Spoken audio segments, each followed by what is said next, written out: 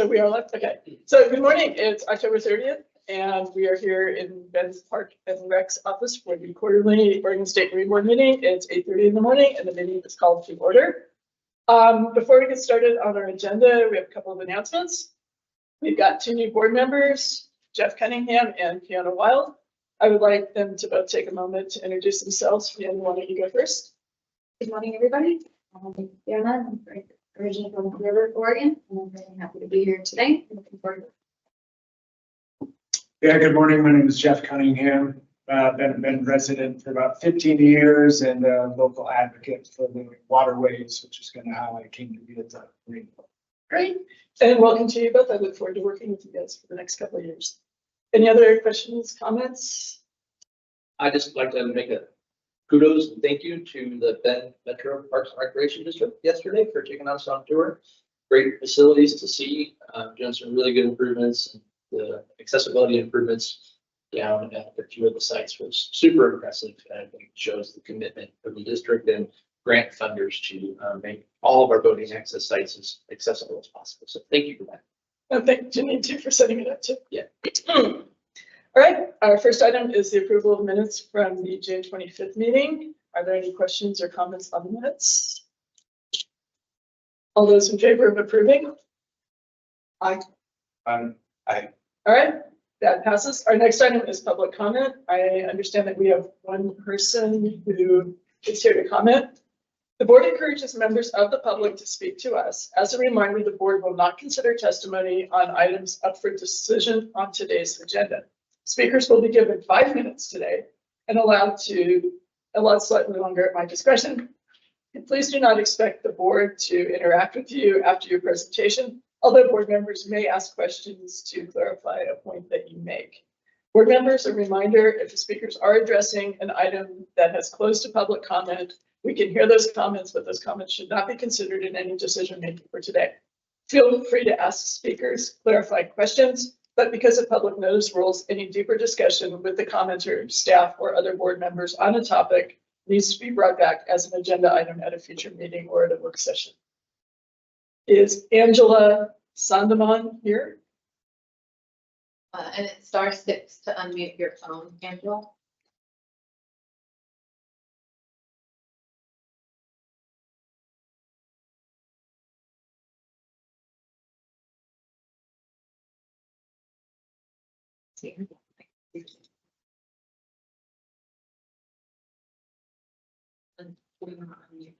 Do we have Angela?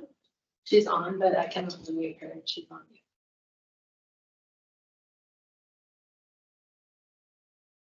Angela, it's *6 to unmute your phone.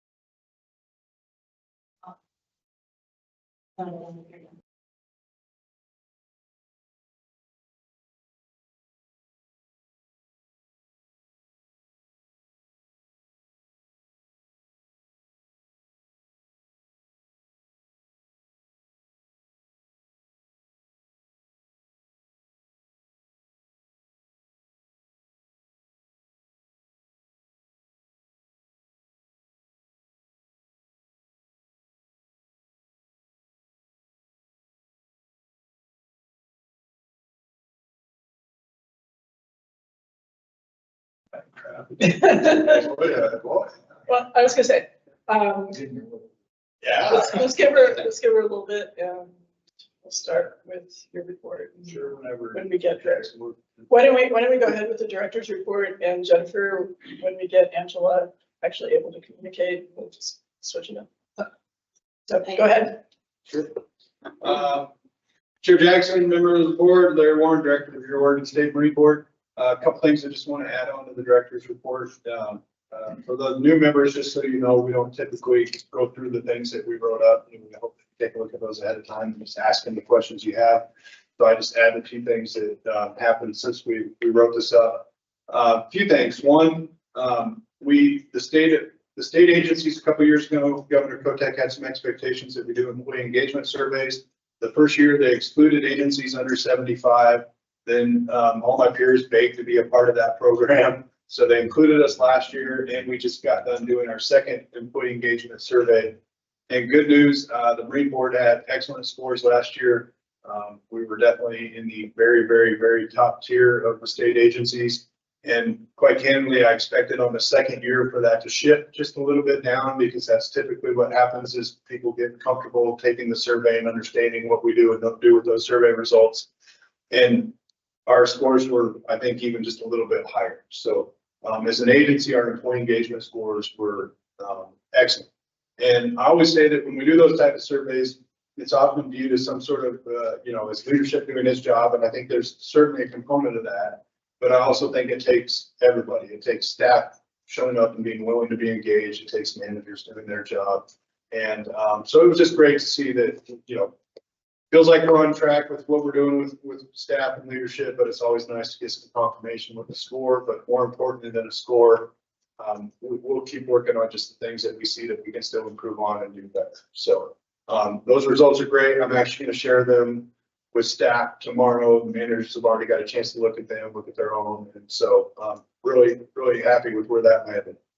Wanted to make a note, because we won't meet again until January. There is a short session in 2026. So the legislative sessions go on a rhythm of short and long. And in the long sessions, agencies can bring legislative concepts forward. You get thousands and thousands of bills. It goes from January to June. Short sessions are pretty tidy. Agencies don't get to bring any bills. The governor gets to bring a handful of bills. Legislators themselves get to introduce some bills. There's committee bills. There's usually less than 300 or 400 bills out in that session. It runs February, just a little bit into March. So one thing, just as you start to hear about different things, we're always working in two worlds. So we're getting ready for the 2027 session. That'll be some of what Christy talks about. But I just wanted to put it on your radar. So there will be a session in 2026 where I don't like to say it quite this way, but essentially we just play defense. We don't get to put any things out. We don't get to bring our ideas forward. We just see what lawmakers want to talk about and see if there's anything related to the Marine Board, and then work with them as they develop that legislation. So we often don't know if there's going to be bills related to the Marine Board till the bills get dumped sometime in late January, and it's brute force. We just literally read through hundreds of bills and start finding ones related to the Marine Board and go to work. But if we hear about any along the way, I'll let you all know. And then during session, I'll send you out emails and say, these are the bills we're watching and why we're watching them and what we do. And particularly because we have a lot of new members, I'll also highlight, like, it can be a little complicated if you're a board member and you have some personal opinions and how you want to relate all that and be a part of session or not part of session. So I'll help guide you on that kind of stuff too. So just know that's coming up, and basically by the next time we meet, the bills will be out. I'll be able to tell you more about anything that I think we should be watching. And then just yesterday, we started our outreach. It is renewal season, and with this renewal season, we did have, while everyone's focused so much on the waterway access permit changes, there was an increase in motorized registration fee attributed to the aquatic invasive species, a few bucks. That couple dollars takes an incredible amount of work on the back end from staff to make sure all of our computer systems and letters and everything's ready to go. I think tomorrow we're either going to be celebrating at 4:30 or we're going to all, go whatever the opposite of celebration is. We think we're ready. We've been meeting as a group. We've tested everything we can test. Everything's sitting in test environments, ready to flip switches and go to work. Renewal notices will go out. And we believe we are 100% ready for that. And we are 100% ready to go to work if for some reason we missed something, but we don't believe we did. So people will start getting their renewal notices soon. We always send the first rounds out by email. It saves us some money on mailing. And if people don't follow up on the emails, eventually we do send them out in postcards. And we find if people don't respond to those emails within a few weeks, they typically don't respond. So renewal season is upon us, and staff will be super busy, and that'll be good. We'll get through that, start selling the new waterway access permits, and also registering motorized boats. So. Jennifer, do we have Angela? We have Angela. Angela. see you in the meeting. So. That would be on the phone. Good morning, Angela. This is Chair Jackson, and we'd love to hear your presentation. You've got 5 minutes or a little bit more to say what you need to say.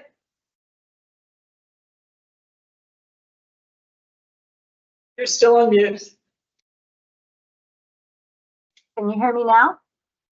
Perfect. Wonderful.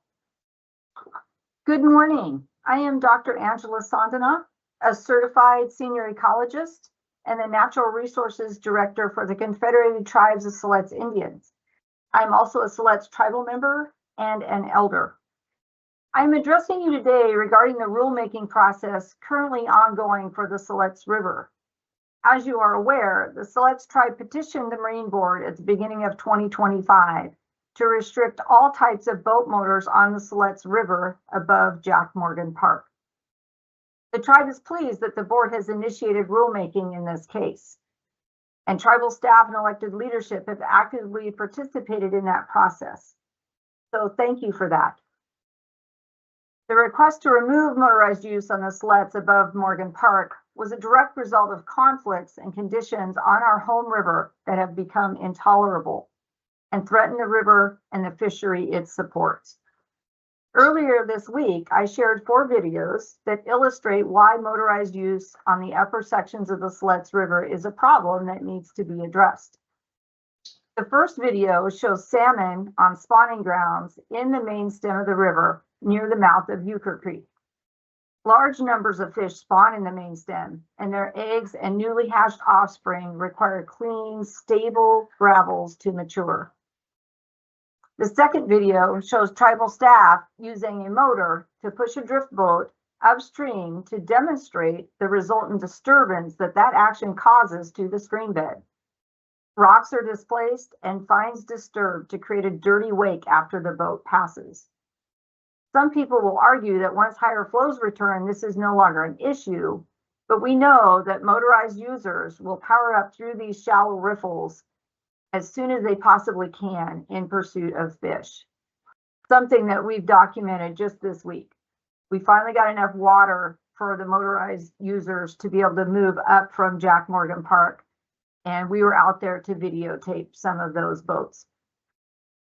And videos 3 and 4 show a sled boat and a drift boat powering upstream through the same riffle where just 3 weeks earlier, our staff documented spawning salmon. The sled boat video actually demonstrates several of the key concerns about use of motors on the Siletz River. First is the excessive speeds that this boat demonstrates without regard to other river users. There's a drift boat right there on the edge of the water that the other boat completely disregards. It illustrates poor conduct and disrespect by the operator who fails to slow when passing that particular drift boat. This is something we've heard a lot about from river users.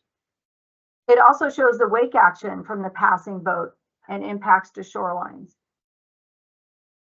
More significantly, in my view, is the noise, vibration, and turbulence created by the boat that could impact fish, their eggs, spawning gravels, and reds, and other river users.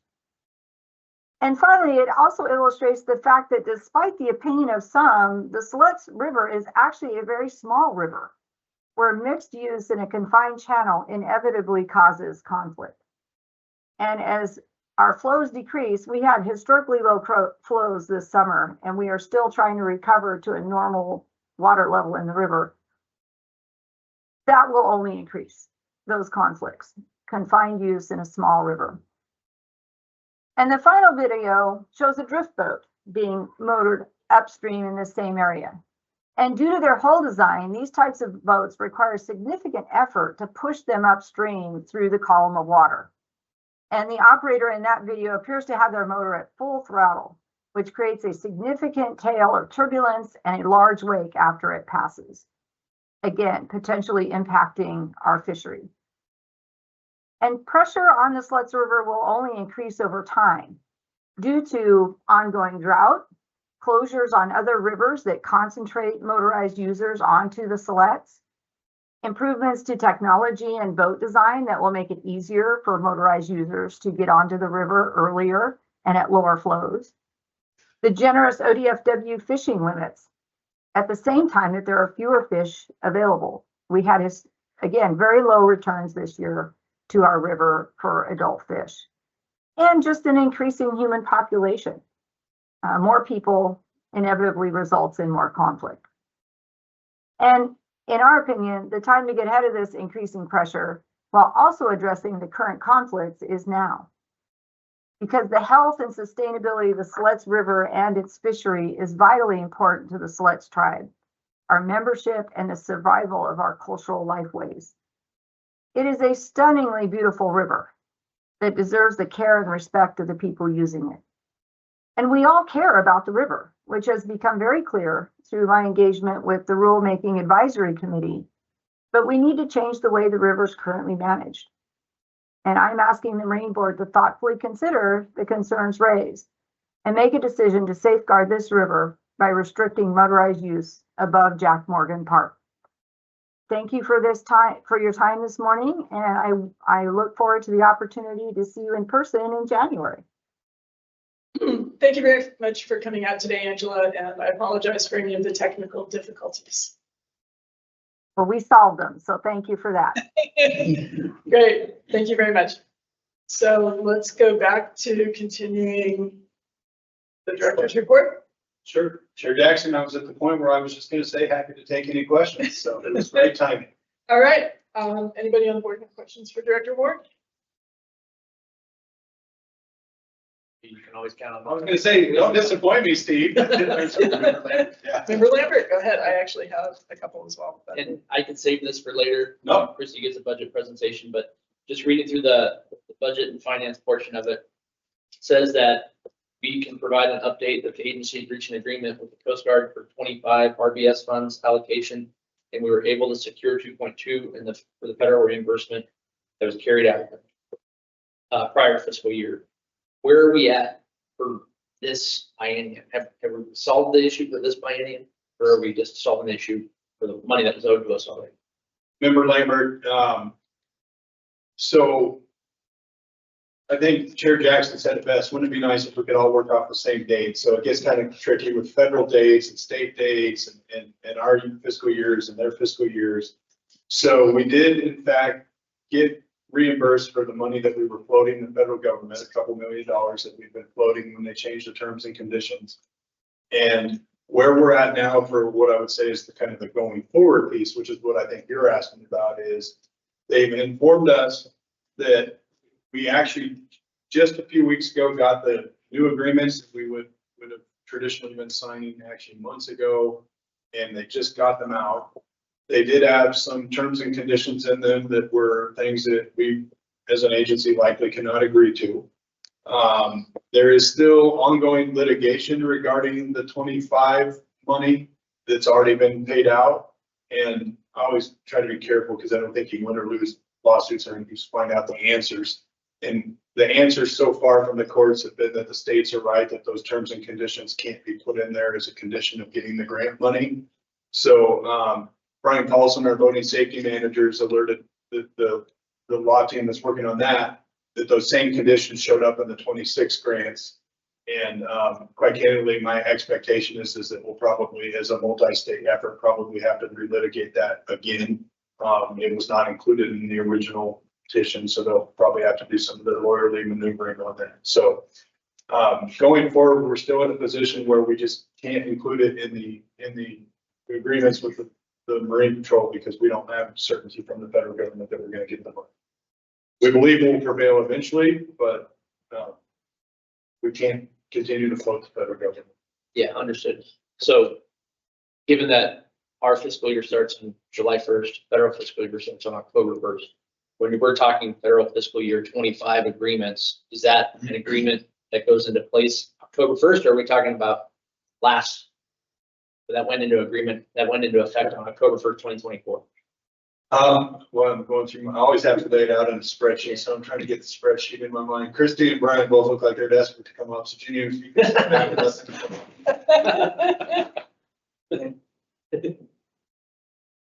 Chair Jackson, members of the board. For the record, my name is Christy Cornish. I'm the Business Services Manager.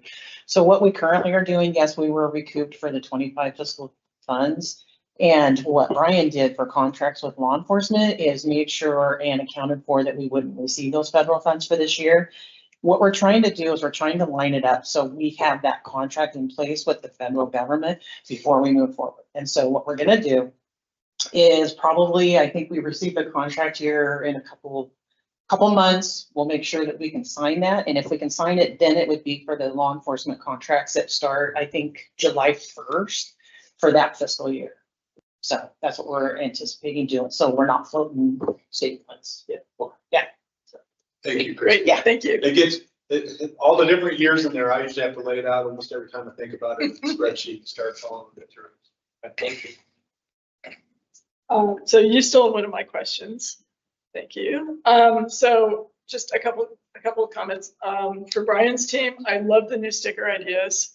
I think they're really cute. They really get the message across, and would love to have a handful to use for my stuff at Oregon Humane Society.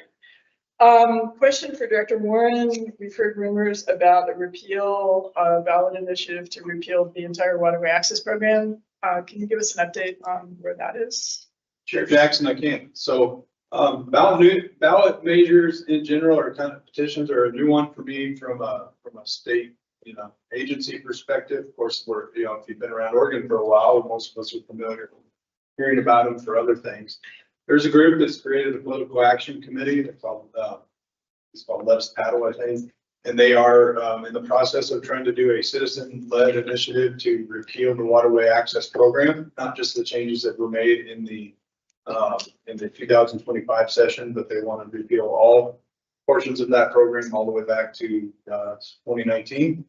And my understanding is they met an initial hurdle of getting 1,000 signatures to get a valid title. And the next hurdle is quite a bit bigger, which is, I hear a lot of different numbers. It's based on a percentage of registered voters in Oregon. I think most ballot measures get told to try to get around 150,000 signatures because you have to get 117,000 or so to be a ballot petition to then go before the voters. And I'm told that takes a lot of effort, a lot of oftentimes paid signature gatherers, and just a lot of work. So as a state agency, we stay neutral on all issues. So it's not something that we will take a position on. It's not something that we would strongly advocate for or against. It would just be one that we would watch and learn and see where it goes. And so I think the soonest the board would have any information would be, I think it's next June or July, where there would be some deadlines for them to significant timelines. And then it could potentially show up at like November 26th election if it met those hurdles. So it's a ways off. Okay. And it takes a lot of, I'm trying to learn as much as I can about the petition and the process. It's an interesting one. It takes a lot of work is what I'm told. Great. Any other questions or comments for Director Warren? Only other comment I have is I can't help but notice decline in registrations. And that was included in the board book, and that's definitely concerning. The statistic of total registration count of 152,000 in 24 versus a high of 200,000 in the early 2000s, so 25% decrease is huge. Yeah, member Lambert, it's a national trend that I think everybody's trying to understand, and we all have our favorite theory. Everything from boat ownership's just expensive, right? That comes up quite a bit. To people are transitioning, that's kind of any market, right? We see the paddling community exploding. Makes sense, right? It's approachable. I wouldn't say they're always necessarily cheap because there's some really expensive paddle craft out there too. But just so as the trend's going that way, we're hearing more and more anecdotally that people are partnering more on boats. So everybody's kind of got their favorite theory on that. I think it'll be interesting over time for Oregon how we go on that. To see whether we bottom out here soon on terms of motorized registration and get that flipped around. But it's one we keep an eye on. It's a concern in the short term, but more in the long term, it's more of just trying to understand where is voting going in the future to make sure our agency's ready for that. in long term, there will be some funding challenges. We're still by and large funded off of motorized boating and Coast Guard money associated with motorized boating. So as we shift around, that'll just be something the agency just continues to have to plan for and deal with. So, but we certainly share concerns and we'll watch it closely. One of my theories is that, that high number, 200,000. One thing I would just share is it's interesting nationwide that when state voting agencies moved off of kind of paper-based systems and went into computer systems, there was a pretty good drop nationwide in the amount of registered motorized boats. So I've often sometimes wondered if some of at least the initial reset wasn't just more accurate information. When you get into a computerized system where you can track it just a little better, but definitely a trend that we're watching. Thank you. Anybody else? I have one question on that. Yeah. So you cited 2024 as a decrease, right, or going into 25. What was it do we know what it was in 2019? And the reason why I ask is a lot of businesses, a lot of boating manufacturers saw a dramatic increase in sales from COVID. So are we comparing against a false high during that period where 2019 would be a more appropriate comparison? Because that's more the standard. I would direct that, I'm just pulling the data that was in the packet. Remember, and we've seen a kind of a continued downward trend even through some of the COVID. I think it slowed down a little during COVID for Oregon. Some states saw an actual in their data, saw that uptick that you're kind of describing from the increased use. We didn't really see that big uptick in Oregon, but we saw kind of a slowing of the decline. And we also watch, the Marine Manufacturers Associations reported like Northwest boat sales seem to be nationwide, some of the most down post COVID and where things are going. And again, that's, we all are, again, everybody's kind of got their advanced ideas on why that is. I honestly think a lot of it just boats are expensive. It's just, I don't know. I think everybody should make a bad financial decision and own a boat, but it's an expensive endeavor. So, what about compliance, like law enforcement compliance, walk-in marinas, things like that, making sure everybody's registered? Has that declined as well since we have less enforcement with the amount of voters, let's say? Member Messick, Brian does a really good job of helping them prioritize their outreach and outcomes. We still have an incredible, the other day, I won't cite the number because I know it'd be long, but even compared to the other states around us, the amount of law enforcement contacts and boating safety contacts that we have to talk to people about that is just leaps and bounds above others. And we do talk every year with law enforcement about registration and compliance and kind of help them understand that helps pay. That's how we pay them, right? And we need that. We've had some very successful programs. Lincoln County did one. I think we did some work at the river where we really tried to do those dock walks and then, kind of that. Boy, when I walked in my boat, I walked by 8 unregistered boats. I do some quick math and that's, that pays for, so we do stress and emphasize the need to focus on registration compliance and not just for the money's important, but what we find is a registered voter is also probably more likely to be following some of the safety equipment and those type of things. So it's an area we continually work with our law enforcement partners on, and in some cases have tried to join up law enforcement in the ports to really emphasize that. I give a big nod to my home port of Newport, where I get friends that complain every weekend where they're like, they wanted me to show their registration and insurance just to put my boat in for a weekend. It's like, yeah, good. That's good. Yes, thank you. Thank you, Port of Newport, for holding that line. And that took a lot of work with the port and law enforcement to get that to be where we were.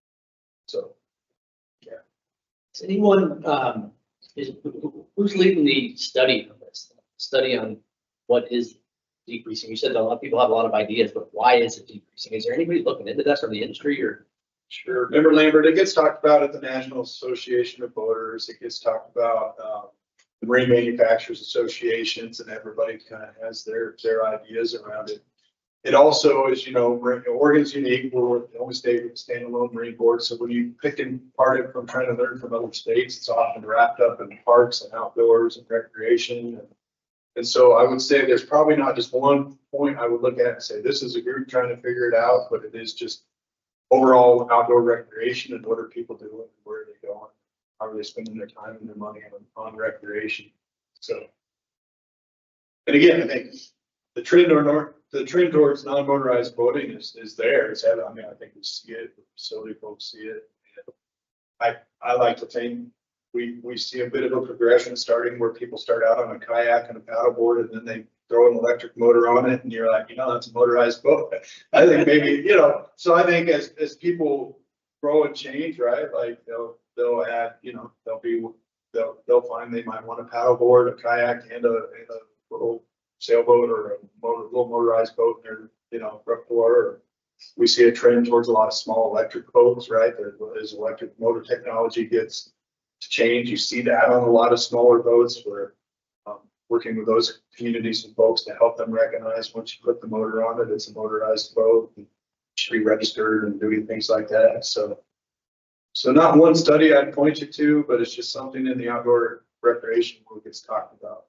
Love to see somebody in the, nonprofit sector, or some of these groups just dig into that. I think, in our neck of the woods in Southern Oregon, I've talked to several folks from yacht clubs or just other boaters. And after 6 years of drought, where they really couldn't even put their sailboat on a lake, sailing, they decided to sell more smoky seasons, smoky summers, et cetera. So I think some of it could be climate driven, at least in portions of the state as well.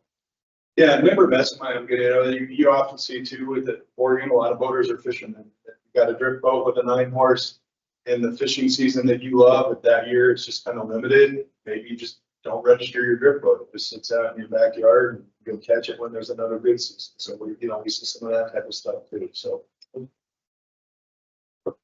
Any other questions? Go ahead. Just to comment, I just wanted to say how impressive the boating safety advocate program numbers are from the summer. It's really cool to see that over 24,000 participants got information about water safety and awareness. Yeah. And the second bit, the new graphics coming out for water safety and life jacket use are really great and can definitely make a big impact with kids.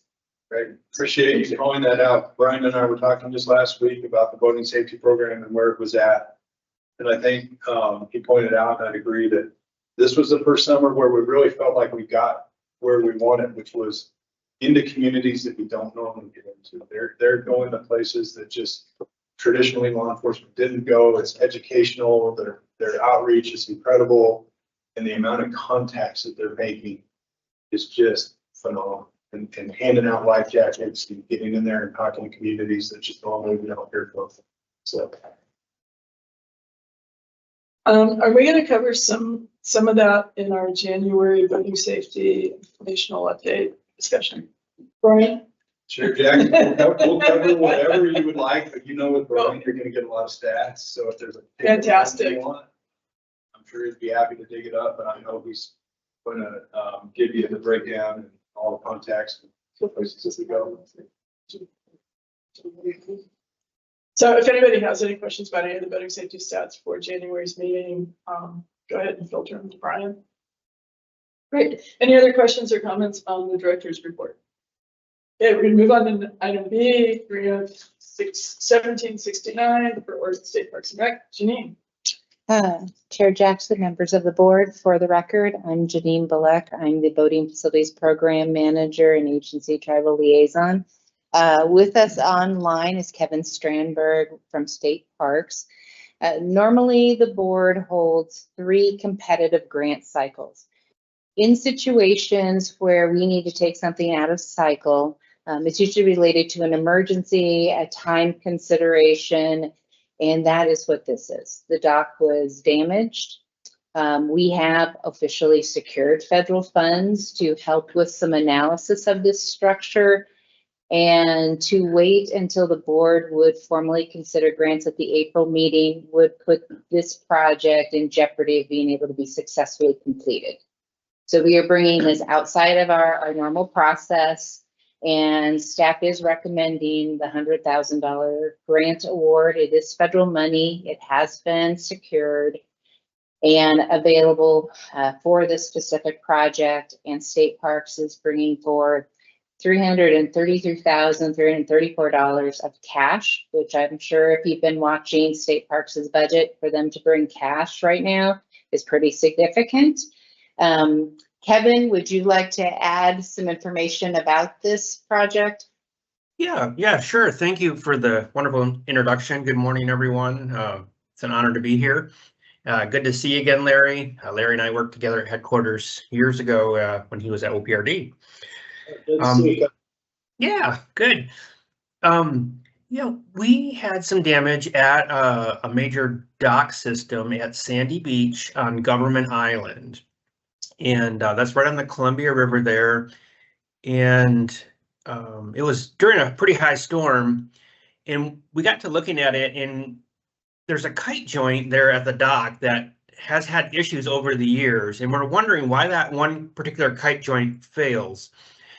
So we started looking at it. I talked to Janine, we looked around, and it looks like, we kind of want to do a study in the area to get a little bit better impression of what's happening to that kite joint and that dock system. And we think there's a series of a couple things. Some of the wave action that's going through there, the current, a little bit of tidal action, and we have some boat weight going through there. So I reached out to KPFF, the engineering company that designed the original dock and the wave attenuator system that's out there. And we did some preliminary looking at it, how we can maybe look at how that kite joint's structured and engineered, and possibly maybe redesigning or extending the attenuator system out a little bit to provide a little bit better protection from the current and the waves. So that's what this grant's about, is to do a complete hydrological study and structural study of the current dock system and where that repair needs to happen. So before we spend any money, like our cash is really hard to come by. So before we spend anything, we want to do our due diligence and perform, this hydrological study and study to do it right. So when we do it right, we do it right the first time. So we want to get moving on this study so we can get the study done. Maybe even get a little bit of the permitting work started ahead of time, so then we can, maybe look at construction grants for the next go around. But we want to get moving on it sooner than later. Thank you. Yeah, I will say, the staff report identified 77 emails in support. It actually is 89 in total that we received. Some of them were form letters, but many of them were heartfelt individual responses, really focusing on family, friends, the escape from the Portland metro area, and that it was just a great destination. So there is a tremendous amount of user support for this as well. Any questions or comments for Kevin or Janine? I have a question for Kevin. Kevin, this is Steve. I'm just curious, just out of pure curiosity, do you guys manage all of the recreation on Government Island, or what's your jurisdiction of it?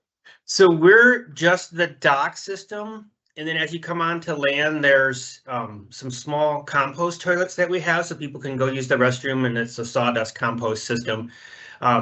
But internally, we have mowed and taken care of the area just because we want to keep it going. But officially, no, we're not the inside of the island, just all the access areas to the island. Thank you. Great. Any discussion or motion on the issue? We'll make a motion, but I got to find one. Can I switch that? You may. I was looking at the application. I always have to read it. I would make a motion to approve facility grant 1769 as presented in the staff package. I second. Any further discussion? So we have a motion and a second to approve facility grant 1769 in the amount of $100,000 of federal boating infrastructure grant funds. All those in favor? Aye. Aye. Aye. No opposed? All right. Thank Well, thank you.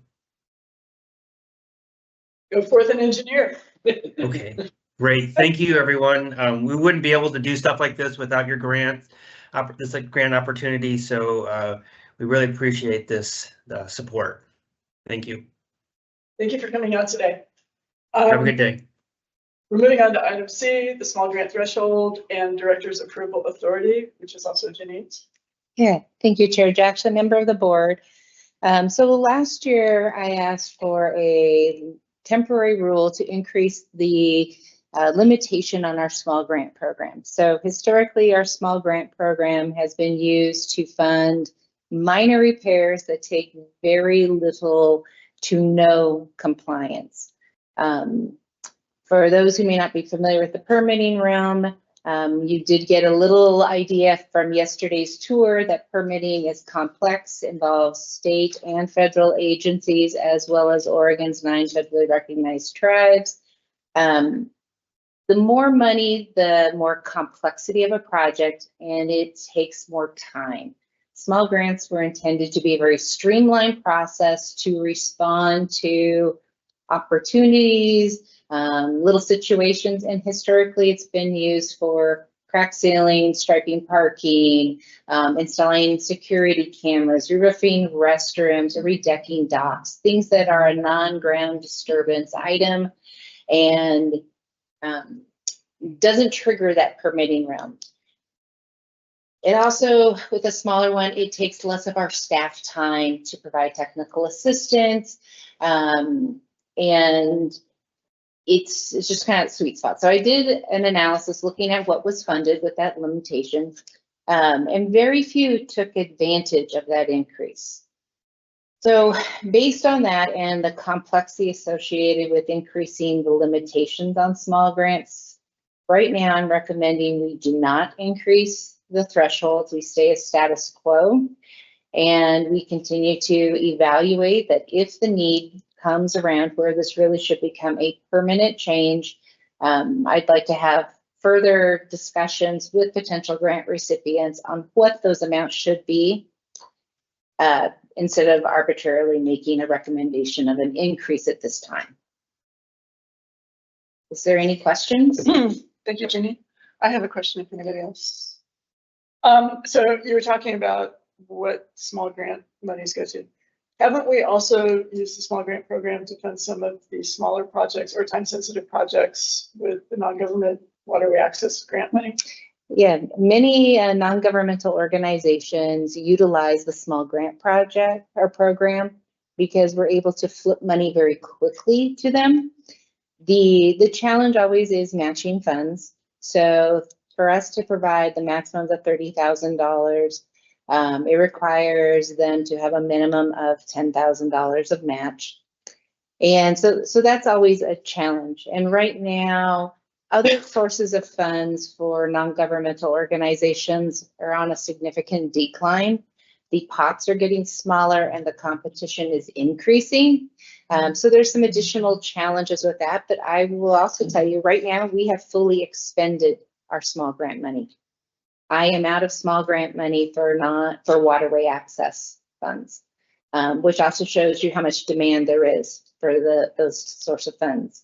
I'm hoping once we have a better idea on revenue after the first of the year, that we'll be able to add some money into that program to offer that as well. But right now we have spent what we had available.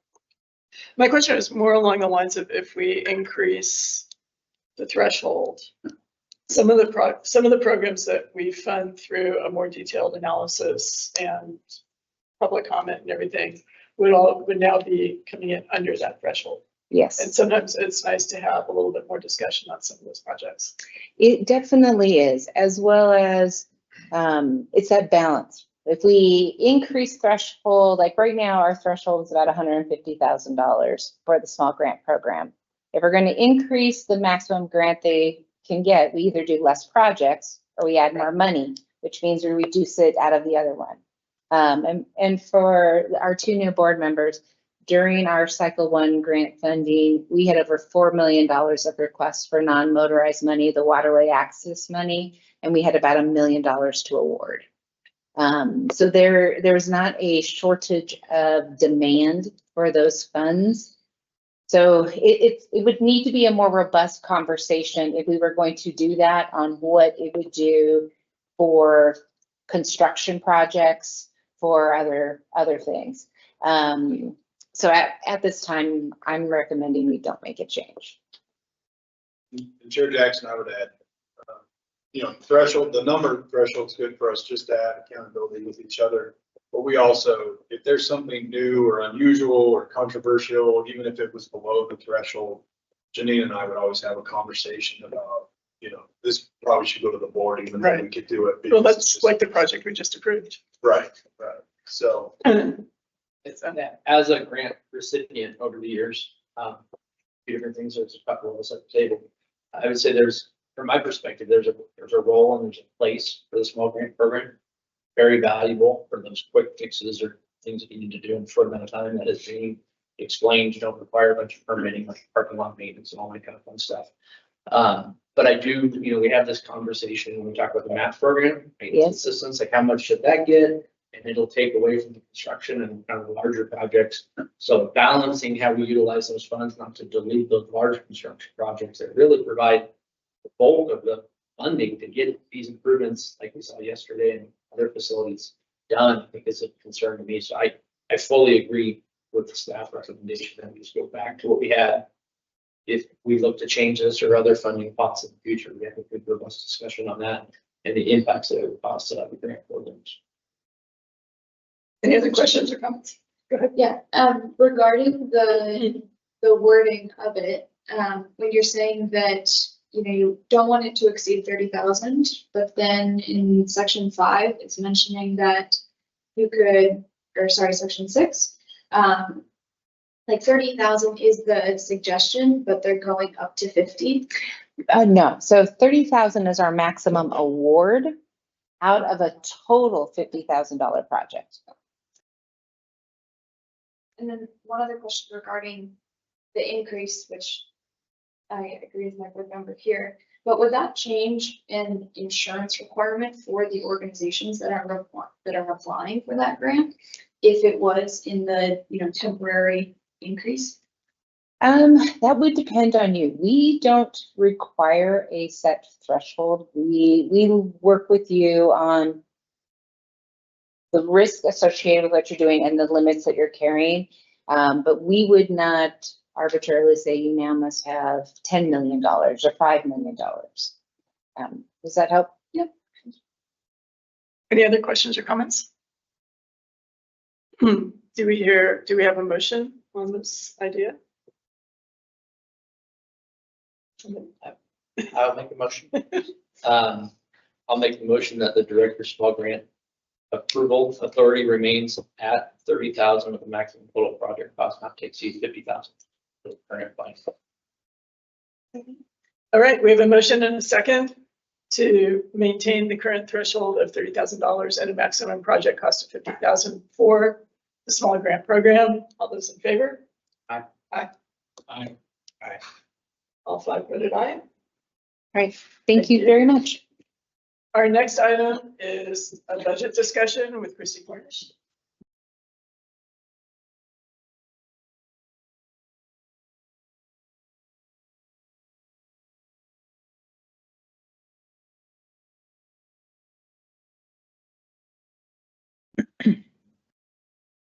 Good morning, Chair Jackson again, members of the board. For the record again, my name is Christine Cornish. I'm the Business Services Manager with the Oregon State Marine Board. What I'm going to do today is, this is more for informational, but I will tell you that I will be coming back in January for actual decision making.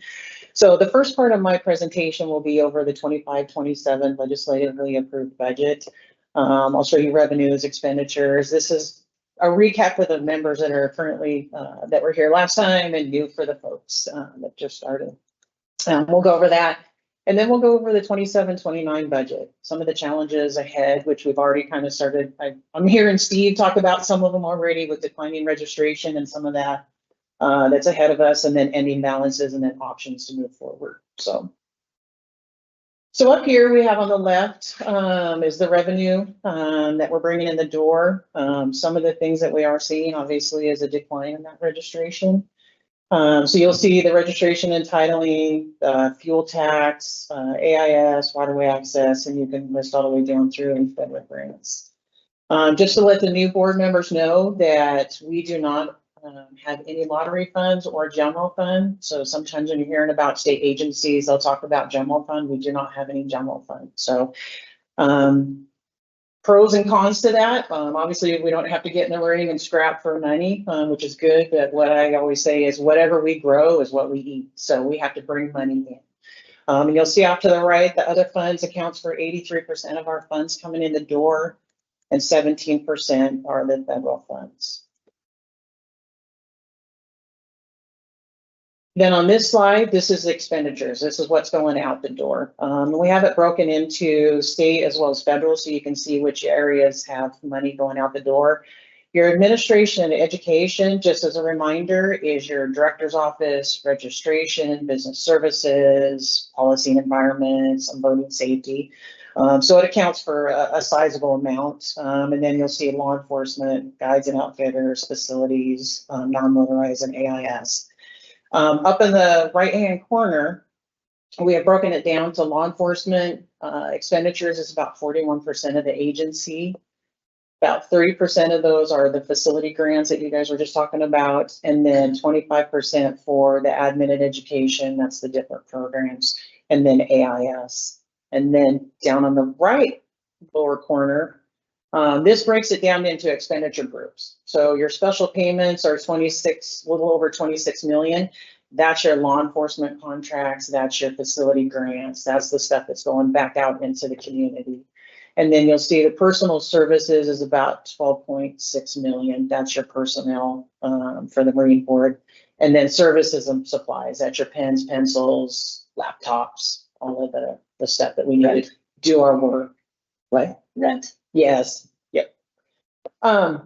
Any questions on any of that at this point? Just a kind of a statement question, I guess, to throw out there is I think when we talk about budgets, a lot of folks in the public think that we have the ability to say we bring in $40 million a year in revenues, think that we have the ability to decide how we're going to spend every penny of that $40 million. When in actuality, the people that are giving us that money, whether it's the feds or through aquatic invasive species programs or everything else, that money's already dedicated for certain use. Correct. So the board and staff really have much more limited role in discretionary funds, correct? Correct. That would be correct. And then also one other thing to think about is, let's say suddenly we increase registration and it goes beyond that, we have limitations that we have to go and ask the legislature. So if suddenly we have $5 more million that we could spend, we have to go to the legislature and ask for them to allow us to spend that. So we are confined pretty much. Isn't that what happened with the non-motorized? Yes. Waterway Last program? biennium, we went and asked for the additional money for the waterway access program, so Janine can spend it. Yes.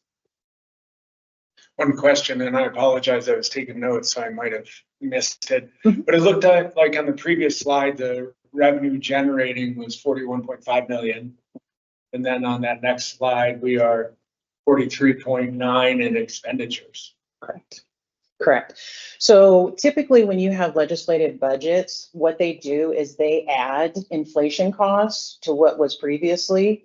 So yes, there are times where you fall into a deficit, which is what I'll be discussing in the next few slides. So we'll have that conversation. But yes, a good catch. Okay.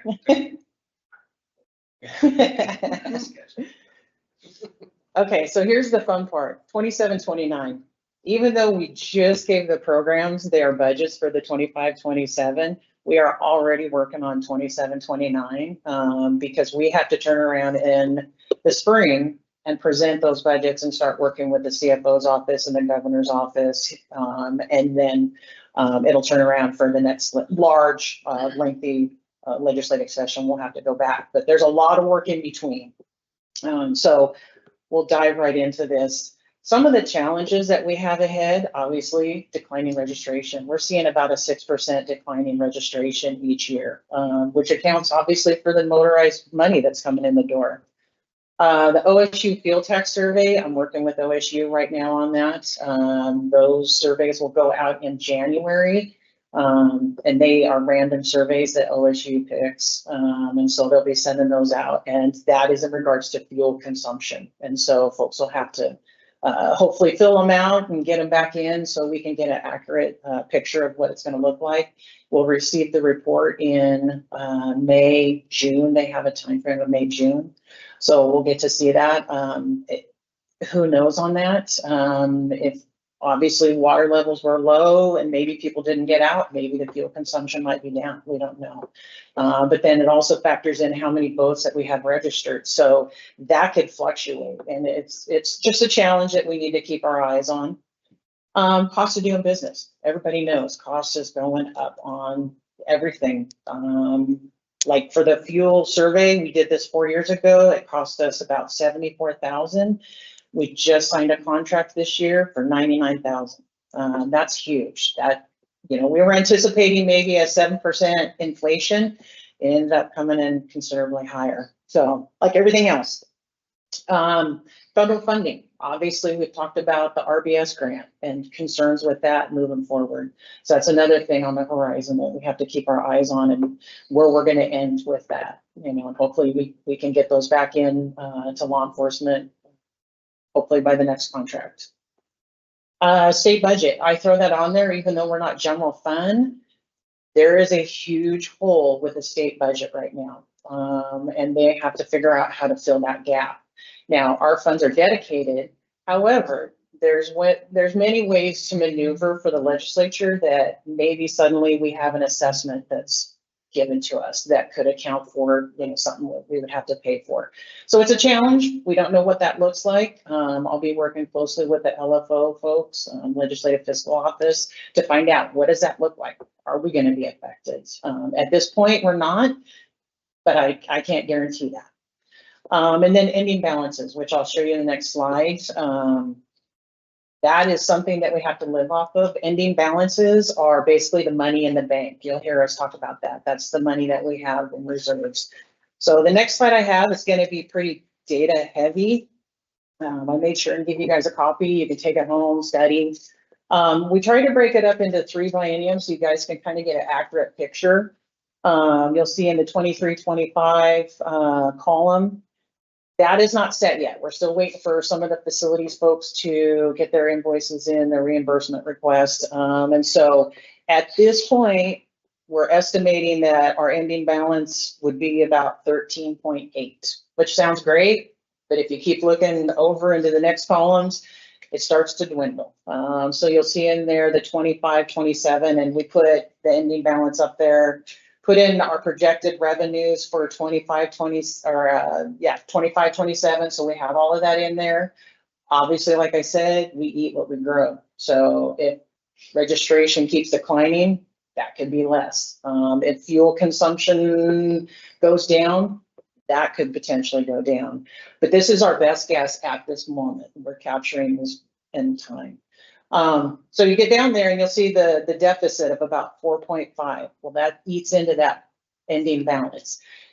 This is operating account. I want to make sure everybody realizes this has nothing to do with AIS or waterway access. This is just operating account. Those are dedicated funds that we can't touch.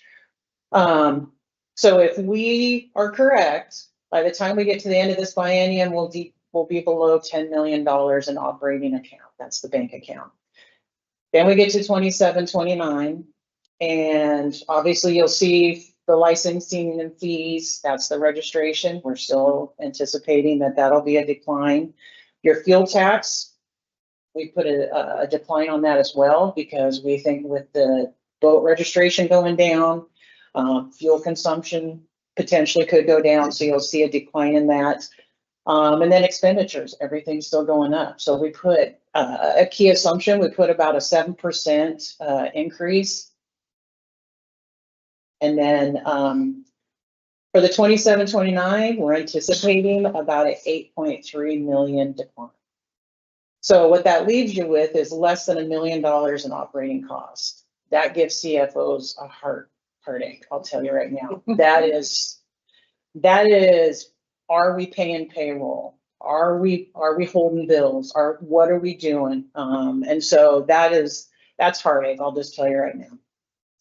Typically, our straight line method for monthly expenditures is about 1.7, but I don't hang my hat on that because law enforcement sends in quarterly reimbursements. You have Janine's folks that may send in something, maybe they finally got a project done and now they're sending in reimbursement. So you really can't account for that because you just don't know what's coming in the door. You may have a big invoice coming in that's more than the 1.7. So you just have to, it's a lot of juggling of bills at this point. We had down there in the lower right corner, the 3-month target, 6-month target. This is debatable among CFOs of what do you keep in there as reserves. I personally like about 6 months. I'm sure other people would like more, some would like less, or they're okay with less. You know, you get to that 3-month and you're still juggling at times. So it's a concern. Any questions on that? I know I kind of went over it quick and it's a lot of data. Hopefully you guys have it in front of you. Sure. So the revenue end of things. Mhm. You touched on, which was something I was thinking about. I mean, obviously, if your voting registration are declining, there's probably a correlation. I would imagine we can look back and see on this decline over We are. since 2000 that there's a correlation with fuel tax. Mhm. Is there a correlation or is it? I think there's some, however, you always have the anomalies that like COVID. Suddenly fuel consumption went up. People were out voting. So you just don't know, but yes, we are seeing a decline in regards to that fuel consumption. So staying with the fuel tax, do we have any with the current transportation package that passed? I know the 6-cent increase. It does. What do we know what annually that will be in a couple years down? So, If it does not get referred and voted down. yeah, true. I only have to look at present day.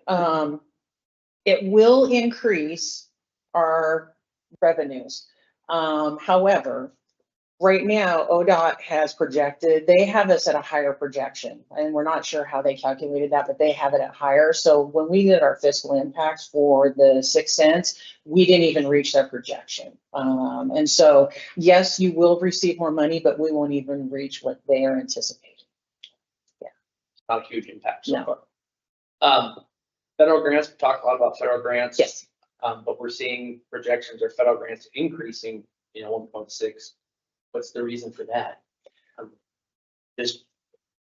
I think it's just part of that adding inflation. So just matching it to the extent. I believe also Preston has baked back in the law enforcement grants that came out. Yes. Oh, yeah, definitely. Yeah. Obviously, if we don't get those grants, we wouldn't have the expenditure on that. Correct. So. And thankfully with Brian, with us doing these contracts and now not funding the money, we'll make sure to have that in baked in our budget so we're not fronting money. And I know you've got more. I just want to make sure folks, just because this is a lot of information. It is. So budget is, first off, we've got a great business service team. It's the first time in my state career I've been able to rely on the numbers that I've been given, and that's hard for me to say since I used to be a business service manager way back in my days. And so we've got a great team. That said, just always remember budget is projections and forecasting. Revenue estimates are some of the hardest things to do and to get right. And versus accounting, that's bottom right-hand corner of what you know. So these are estimates. We have a lot of control on these things. And I know Chris is going to talk to you about some of the different pieces of this. So while it's not the best news, this isn't alarming news to me. This is budget world, which is a lot of estimating, and we're trying to estimate stuff all the way into 2029. So we've got control mechanisms with our expenses and different things that we can and can't do depending on the board's input about how you want to handle this information. Yeah. But it's important that we do something, or it's like any business. We can't be on a overspend, exceeding our revenues expenses for a while. But you've got a great team. These numbers are good, but just remember budget projecting. Yeah, yeah. And I don't say that, I am so appreciative of the fact that we can rely on the numbers out of this team. Yeah. This is a lot of information that Preston has put together. Fantastic, smart young man. But you're right. It really is projections. Who knows what could happen?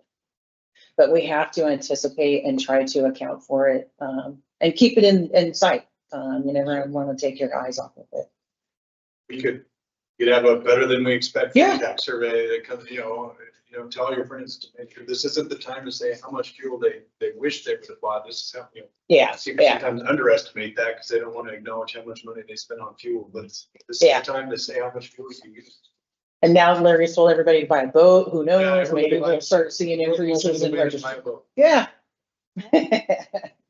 Question if I may. So on the expenditures, is there, where does the responsibility lie to look at some of those? I see that they're going up. I understand the costs of doing business are going up at every touch point. It doesn't matter whether it's private or public sector, but is there a committee or such that's reviewing those expenditures and looking to balance that as opposed to relying on a gas tax increase? It's a good question. We are already starting to discuss where is it that we can start cutting costs? Do we start, maybe we cut down on storage and try to find somewhere to park our boats that's cheaper, or, we're starting to look at all of that. We're starting to talk about, like travel costs, what does that entail? Can we start reducing some of that? Maybe only do one night for boarding. So there's a lot of things that we're already starting to account for to cut expenditures to the best of our ability.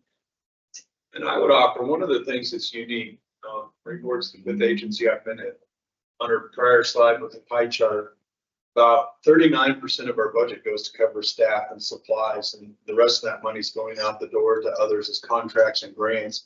It makes us somewhat unique in how we handle some of these challenges, and that traditionally where you start holding some vacancies and doing some of those things, some of that kind of stuff can help the Marine Board, but when 60% of your money is actually going out as grants and law enforcement, that's a direct impact to others, that becomes some of the balance, and where we also work with the board around, a staff, we wouldn't want to say, well, we could solve this by, don't take this, Steve, we could stop doing grants, right? We could, and then solve our problem, right? That's a big decision that we'd be talking to the board about, how we balance that. So it's just, Marine Board is somewhat unique, and then a lot of our money just kind of passes throughout to other entities. So as we think about how and where to save money and take cuts, we have to be cognitive that it's impacting everything downstream as well. So when do we have those conversations? And it is curiosity, if you're looking at the end of this current biennium, you're kind of between, you're somewhere between that 3 and 6 month target, right? Correct. So you're obviously going to be making some changes in the 27-29 budget. Mm-hmm. When do we start having those conversations about priorities? So what I anticipated my next slide is kind of give you guys some options. And what I want to do is I want to come back in January and present a couple different options for you folks. Because yes, we can talk about a fee increase, but I'm sure also cutting expenditures is also on your minds. What does that look like? And, obviously, the do nothing, I'm not sure that's necessarily an option, but I'm going to still leave it up there.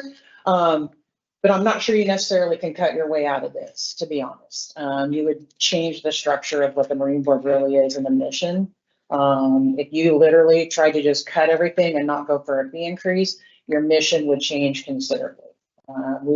We would probably get down to just registering boats, if you want to be real honest. So you have to have a fee increase discussion as well. And that's why I want to bring that back in January and have that conversation. You could do a hybrid fee increase, cut expenditures, but you really need to have something that's sustainable for probably about the next 3 bienniums, because you don't want to keep going back to the legislature asking for money each legislative session. I want to talk about that a little more, kind of a fee increase when we did our last one, and maybe we can do that. Yeah. That was going to be my question, is, and remind me when our last fee increase was. It was 2020. And so typically you try to get through 3 biennium on those fee increases. So you want to make sure it's modest, but you also want to make sure that you get through those 6 years. And currently, if we did go for a fee increase, by the time it would be implemented would be January 2028. So you're really extending it about 2 years out, an extra biennium that we got out of the fee increase the last time. And so that's pretty typical when you're going to the legislature and asking for those fee increases.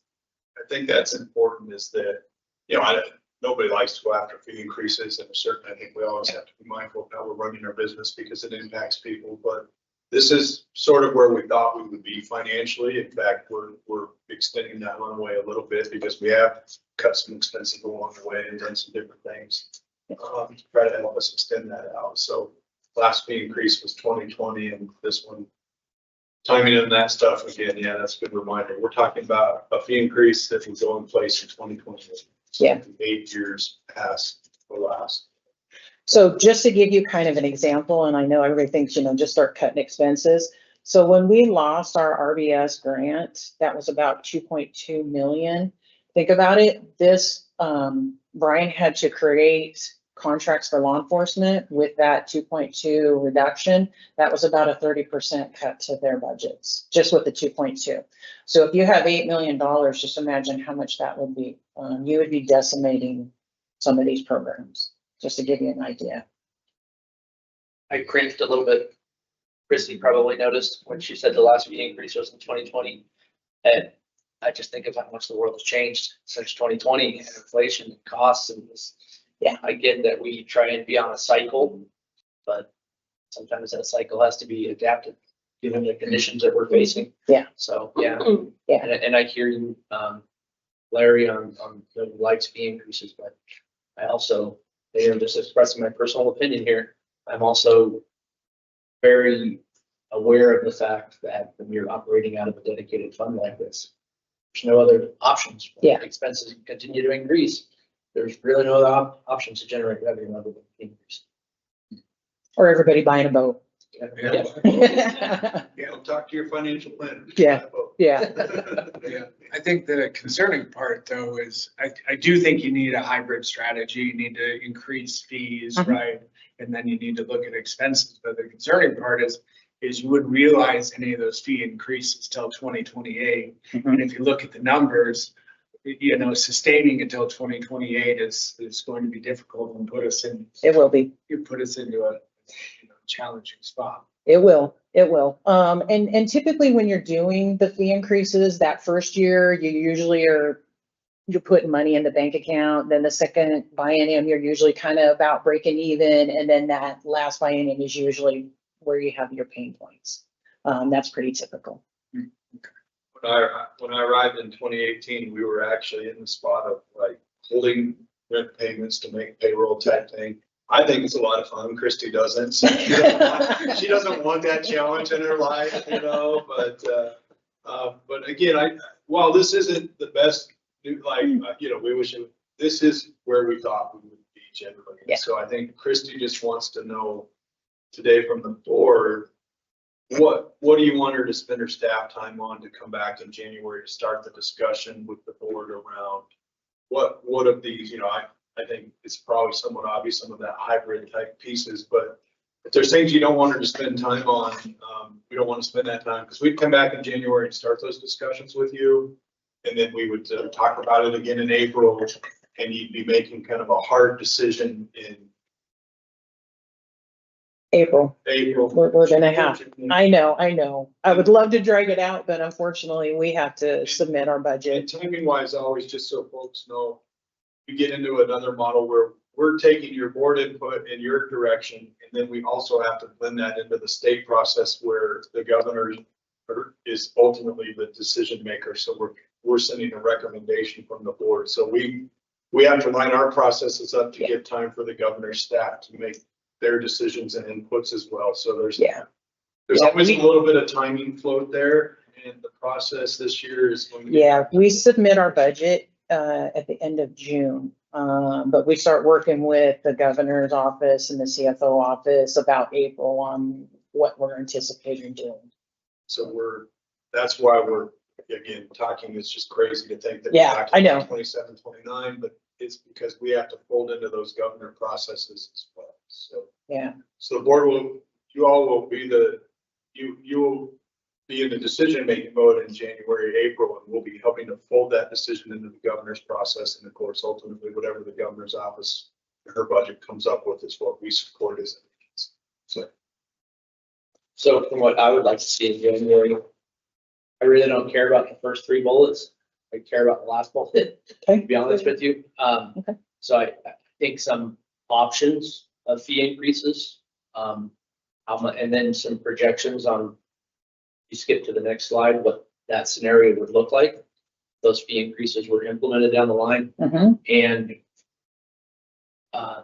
how we can make that transition a little smoother with cuts, you know, in the near term and long term stuff.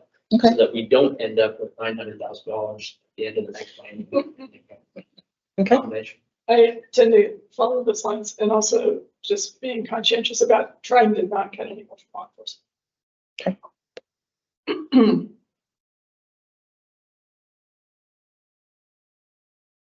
Can you go to the next slide? Please?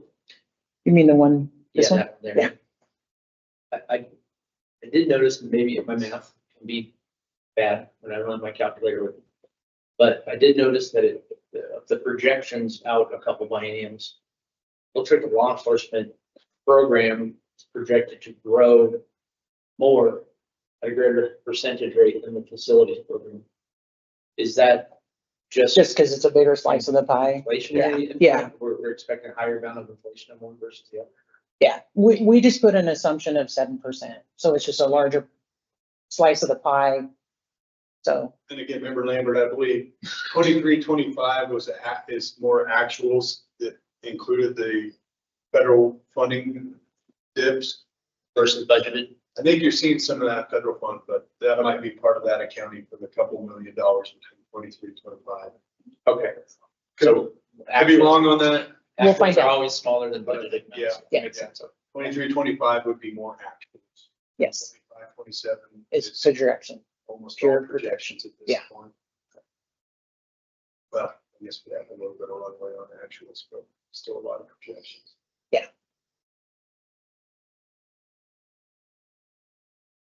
Okay, Any other So questions hybrid? for Chrissy? Do you have more? Is that the end? no, Okay. Any other questions for Chrissy? Thank you very much. We've been at this for about an hour and 15 minutes. Why don't we do one more agenda item and then take a little break? So Alan, you want to come up and talk about the Siletz River process?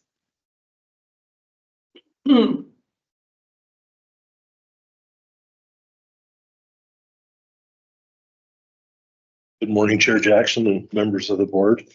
My name's Alan Hanson. I'm the Policy and Environmental Manager for the Marine Board. So today I'm providing an informational update on the Siletz River rulemaking. So Angela Sandana, the Confederated Tribes provided comment, and let me just kind of recap where we've gone. Oh, thank you. So back in February, the tribe submitted a petition and they stated 8 reasons for their request. And their official request was to ban all motors above Jack Morgan Park on the Siletz River. So their reasons were reduce erosion, decrease sedimentation, improve water quality, minimize negative impact on salmon spawning and habitat for all life stages of the salmon, safety to non-motorized watercraft, unfair advantage related to fishing on motorized boats, and ease heavy boat traffic. So back in kind of a history of how we got here. So back in 87, we implemented a rule that said no jet pumps above Jack Morgan Park. And so that's been the rule since 1987. And in 2001, 2008, and 2013, the board has received petitions to make changes to those rules. And each time, the board chose not to change the rules. And primarily, this is a heavily a fishing issue, but I also think there's some boating components that there's an opportunity for the board to make changes, and we'll talk about that in the future. So based on the history, we decided to open a RAC. And a RAC is a rule advisory committee where we take members that are going to be impacted by the rules. So for the selects, we have members of the tribe, we have a tribal guide, tribal fishing guide, one or two motorized guide, a non-motorized guide, member of the public, just a recreational fisherman, and a landowner. And so we've had 4 meetings with that group, very strong individuals, very opinionated individuals. There's a lot, we've seen this as like on the road for several of the board members. Voters are a passionate group. And so we're seeing the passion in this. And so going through this process, we're finding some commonality. Unfortunately, typically with Iraq, the end goal would be to have a unified recommendation. I don't think we're going to get there. Let me kind of go through. So let me talk about what our timeline is on the RAC. So we've gotten a request, or the board has gotten a request for the formal tribal consultation. That will happen in December 15th. And until we have the formal consultation, we do not have draft rules. So I'm not going to talk about potential rules at this time. Once the board has that tribal consultation, we'll start developing rules. And my goal is to present some rule options to the Rule Advisory Committee and kind of get a pulse of what the RAC would like to see for the rules. And what I anticipate today is that I'm going to provide them with, 5 or 6 options on potential rules, give them the opportunity to modify them, add options, but then put it to a vote amongst the RAC members, and then bring forward probably the top 3 rules to represent what the RAC would like to see. And I really anticipate we will see, a do nothing option, and we'll also see, complete motorized ban. And then hopefully we'll have some mid ground in between, but that'll be up for the Rule Advisory Committee. In January, I'll present those rules along with the summary of the RAC and where we are today. And at that time, I'm going to ask the board to kind of provide us with a direction of where the board would like to go. So essentially, it's a sideboard conversation. If you say we really want to explore banning all motors, we could do that. If you want to say we don't think we're ready to ban all motors, so let's look for options that doesn't include that. Those are potential options, and again, those aren't proposed rules at this time. Once we have proposed rules, we're required to initiate a tribal consultation on those draft rules, and those are presented to the tribe before they're made public. And so we'll go ahead and do that. Then in April, I'll present the initial draft to the board. At that time, you have the option to approve them, or if we're not quite there yet, you guys can make recommendations. If we do have to do a second round of draft rules, if you do approve the draft rules, we'll go out for open public comment, and that's just an opportunity for any member of the public to provide written comment to the Marine Board. Public hearings, they're not required unless we have 10 individuals or groups that represent 10 individuals would like to have a rule hearing. We're scheduling a rule hearing because we anticipate this will be highly controversial.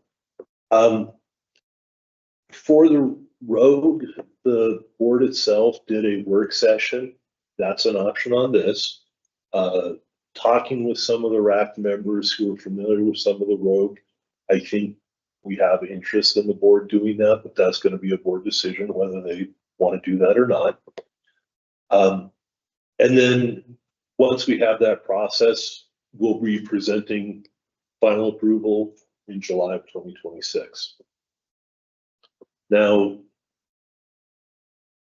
if you don't approve and you send me back to the drawing board, essentially we redo the process. So I'll prepare a second draft. We'll go through the tribal consultation. Then in July, we would have the second draft approval. And then we redo the public comment. At that point, I don't know if a public hearing will be required, and probably depend on how radically the proposed rules change. So that's kind of an open. Then October, we would have the final vote on the rules, and hopefully we'll have gotten it close, where the board's comfortable on a final vote. And again, I say November new rule implementation, the board always has the option to decide that they're not going to make changes to the rule. So if you do that, we're done. If there are new rules, they'll be ready hopefully no later than November. In the interim, the use of the sleds is primarily a winter and spring fishery. So the rivers just started to ramp up. What we did to recognize that there is going to be continued conflict this year, we put together signage to talk about, we call it Respect the River campaign. And so it's more of an ethic. So what the sign says is, maximize distance from shoreline users and out of the boats, safely row around or kill the motor to drift past shoreline users and other boats, minimize repetitive passes in one area and motoring upstream, and then avoid motoring near shore and in shallow areas, and when in doubt, drift it out. So I think, Member Cunningham, this is similar to what we did on Lake Billy Chinook with Respect Your Sport, Protect Your Sport. So I think we had some success there. So we're going to try that on the Silettes. We have staff today going and installing signs on 7 boat ramps above, well, 1 below Jack Morgan Park, and then all of them above Jack Morgan Park. We did the 1 below because sometimes we have boaters put in, it's strong, and they'll motor up to above Jack Morgan Park. And so hopefully we can dial down the tension a little bit, but that's where we are on the road or on the sleds. Does anybody have questions? On the first option, that you provided here as far as the timeline. Back one more, please, Alan. Yeah. I believe it said late Jan. So somewhere in there was a March rules. I'm just trying to get the timing of our meeting. Our next regular meeting wouldn't be until January. I thought I saw something in there about rules being presented to us for the sideboard discussion. Is that in the January meeting? That's the January meeting. Okay. Once we have those sideboards, then I'll go back, create the actual draft rule.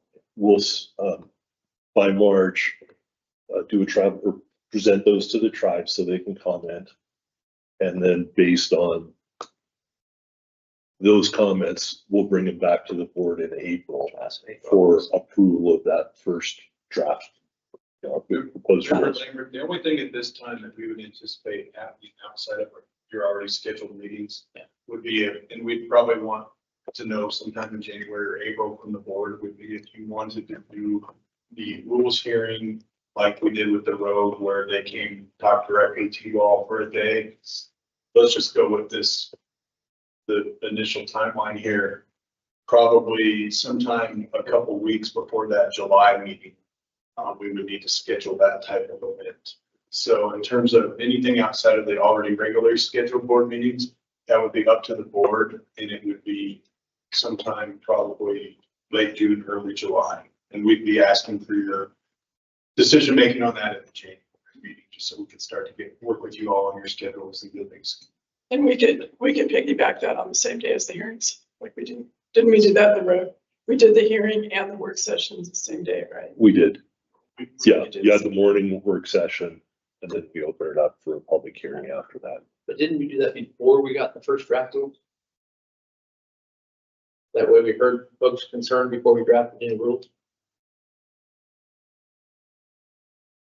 Member Lambert, I'd have to go back through, but I think we would have actually had rules language at that point because you voted 2 weeks later. And I just don't think there's a timeline where we could have had you vote unless that language was already out to the public. So I think Seems like forever ago. they were coming to comment directly on rule language that you all had. Because we had the public comment period was still open until like 2 days after that meeting. And then I had to have the board meeting. Yeah. And I think Because it's you voted 2 weeks later. It doesn't matter. on, member Lambert, on all, if you recall on the road, we also had the Oregon kitchen table process. So prior to opening rulemaking, there was a significant amount of public input. And so this process, a little different, so. So a couple thoughts on that. From my perspective, just throwing it out there for other board members to consider before January. I feel very, very strongly that if we're going to make any significant rules such as this that can impact voters and a lot of emotions out there, we owe it to the voters and to community members to sit there and listen to them share their concerns with us like we did. So I thought that was very impactful for the community to know that we were dedicated to that. And it was also very impactful for me to listen to people's emotional responses on that. A lot more impactful. I'm not saying that reading 1,000 pieces of literature are not impactful, but listening to people and having that connection with them is very impactful. So I would be strongly in favor of having a public hearing and a work session because, you know, the public doesn't always quite realize we can only talk basically 4 times a year about this kind of stuff in these types of meetings. And that really stifles good discussion and whatnot. So I think that work session provides an opportunity for us to kick ideas around as well. So I'd be in favor of that. The second and last thing I would say is what was very impactful to me on the road was also hearing from ODF and W biologists. I appreciated the fact that we had a lot of citizen biologists, which is great, but the most meaningful meeting for me is another state agency. So I will be looking for ODF and W to do the same thing that they did on the road and present with an opinion on the sleds. This is all about fish. This is how it's being presented. There's conflict, but the root of the problem is about fish. I'm hoping ODF and W will do the same if they could. And thank you for the ODF and W reminder. We do have a representative from ODF and W on the rack. Just for the new board members, let me describe the hearing process and the work session process. So public hearings are not quite what they seem like. A public hearing is typically, I can facilitate a public hearing, you can facilitate a public hearing, but it's an opportunity for the public to comment. There's not interaction. And so typically 2 to 3 minutes, an individual can come forward, provide comment to the board or whoever's facilitating the hearing, and then we move on to the next individual. The work session is more of an opportunity for the board to interact with different groups. And on the road, the board invited some specific individuals, organizations to be part of the work session. And so, for example, on the Celets, you know, it makes sense if you want to do a work session, invite the tribe to participate. There's also the Celets Anglers Association, which represents a lot of the guides and recreational fishermen. You know, maybe they would want to be invited so they can present to the board. But that's an opportunity for them to present to you and you to have discussion and questions for them. And so just so you understand the difference. And I generally agree with Steve, but I think it was really helpful to hear people and just, you can't see passion in a form letter. When somebody's up there and they're almost in tears because of something, it is really impactful. And it was also really great in the work sessions to be able to ask clarifying questions. And what do you really mean by this is happening in these days? And is it worse at the tail or the front end? And get that. So like we were talking about doing some kind of a date restriction, like what is really the best for those dates, things like that. So I would definitely support having a come on hearing work session sometime June timeframe.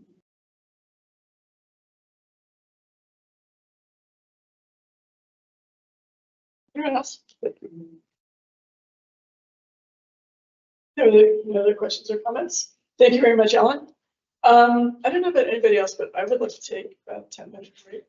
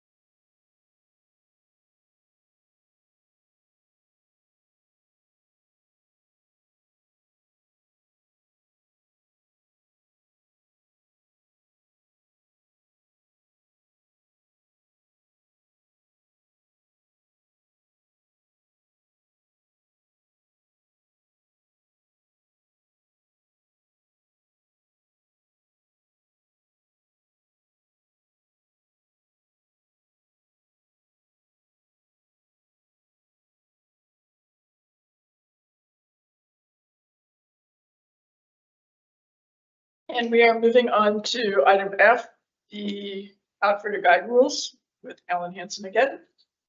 Thank you, Chair Jackson. Members of the board, I'm Alan Hansen, Policy and Environmental Manager for the Marine Board. So for this, we are asking for action. We're asking you to approve rules. So in the, thank you. In the 2025 legislative session, House Bill 2558 was passed and signed by the governor. So essentially the bill made 4 changes.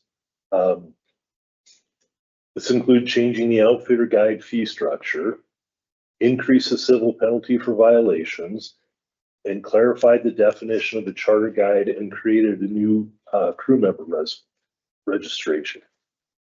I'm not going to go into the history behind the bill, but what this rule is doing is implementing the changes made by the bill. So let's see. We submitted proposed rules with the Secretary of State July 29 of 2025 to amend OAR 250-116020. So in there, we made the changes from 2020 House Bill 2558, excuse me. We also did some cleanup with other provisions, exclude the non-resident hunt tag program fee increase, and that was reviewed and approved by the board in July of 2024. Made minor revisions, excuse me, I can't read this out for this morning. Made minor revisions and removal of language on the non-resident hunt tag program to align with the requirements of the ORS 704060, and made some minor edits to the ethical and professional standards to align with a non-criminal complaint. I apologize.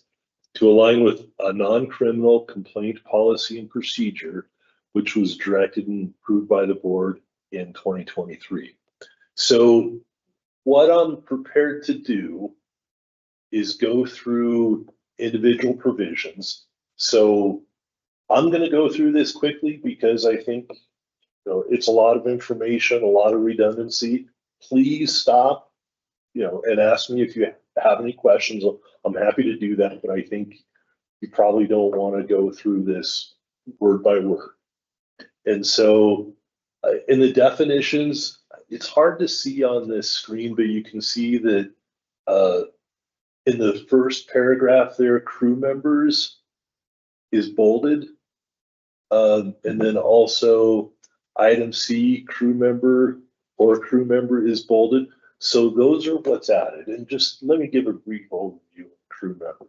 So right now on a fishing charter guide, the guide has to be registered. There's a $350 registration fee. On the fishing boats, if there was a paid employee on the boat as well, they had to also be registered as a guide. And so they would go through the same process, pay the same $350 fee, which we didn't think necessarily made sense. So what we did is we created the crew member designation. And so they only have to pay a $50 registration fee. We still do a background check, references. They need to be on insurance. I'm looking at Brian. He's our guide expert. And so because we increased the guide fee, this was a way to kind of make it easier on the guides. And so their crew member would not be subject to the same fee increase. And this only applies to fishing guides. So with that, I'm going to start rocketing through here. So again, anything that's bolded is added language. You will see some things stricken out, like, for example, in paragraph 4 at the bottom, I don't think the Marine Board owns a fax machine anymore. I'm not sure who owns the fax machine anymore, so that's no longer an option. I think our favorite is when they print out something from their computer and you can tell it's a screen print and then they fax it in. I think that's our favorite. So maybe it's a little modernization too. So again, we're just adding the crew member designation because they're essentially subject to the vast majority of requirements that the outfitter guide is. It's just a separate process. So here's the registration requirements. So they fill out a form. They have to be certified first aid and CPR. They're covered under their employer's insurance. And if it's an incomplete application, if they leave it open, we make it inactive after 12 months. I'll give you guys a second if you want to read through that. Is all of that language straight out of the statute? It's copied from what we had on the guide piece. So it's already in the ORS under guide. So So talking about. yeah, typically on the statute, you don't need rules that are the same as the statute. So the statute is broad and the rules are, implementing the statute, so they're more defined. So this level of detail wouldn't be in the statute. Typically the statute would say the Marine Board will have a registration process for outfitter guides and crew members, and that's where we. That, I guess that's what I was getting at. Forgive me, Alan, on that is we're making these changes because statute is directing us to make these changes. Yeah. This set specifically. Okay.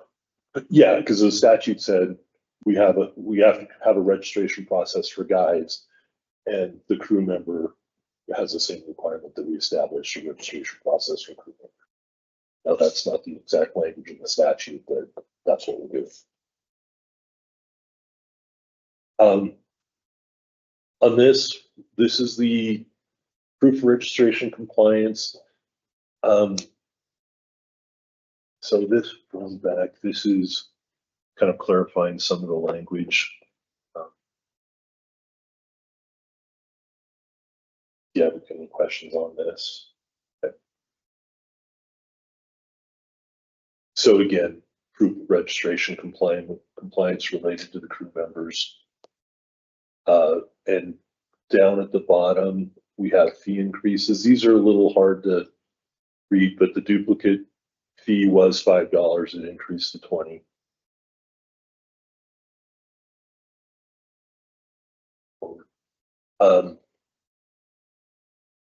So this is part of the registered non-resident hunt tank program.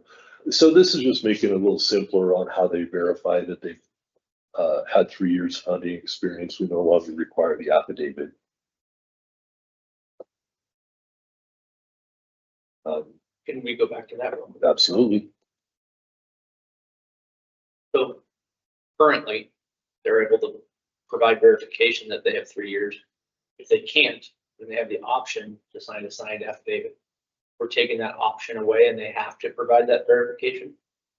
And if so, what was the reason for that change? So Brian, I'm going to ask if you could step in on this. Yeah. Member Lambert, members of the board, for the record, I'm Brian Paulson, Voting Safety Program Manager and Voting Law Administrator for your Oregon State Marine Board. On this specific amendment to the non-resident hunt tag program, this was requested by Oregon State Police, who does the enforcement out there, guys, and the affidavit of the 3 years of experience was non-enforceable. And so what this does is it requires somebody to be an actual registered guide for 3 years and have that proof. So being registered in Oregon as a hunting guide for 3 years before they could actually be part of this program. And so it aligns with the intent of the program and the statute. So we had a program currently for people to sign that affidavit, but nobody knew it was non-enforceable. Okay. And very arbitrary.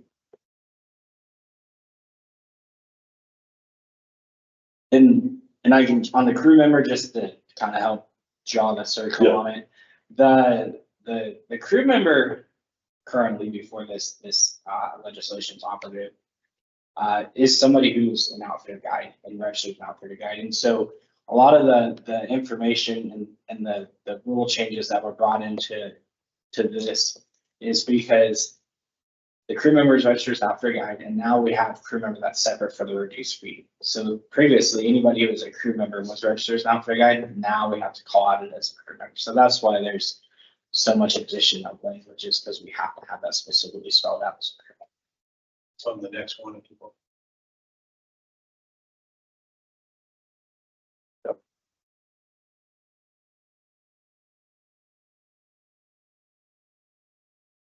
So like, again, these are just incorporating the crew member and the requirements.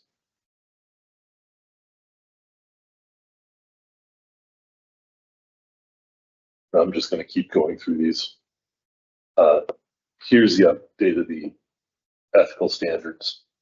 So primarily, use of alcohol is changed from excessive, and pointing out that if it violates other their federal credentials, they can't engage in the activity. And then fraud and deceit, including slander, all to include social media postings. So they can't use social media to engage in bad actions. Again, remember the language. Civil penalties essentially doubled across the board. So first violation went from 2 to 400. The first violation of 704, 700 went from 200 to 500. The guilty violation on the, let's see, 3.5, I guess, went from 4 to 800. And then on item 4, it doubled from 5 to 1,000.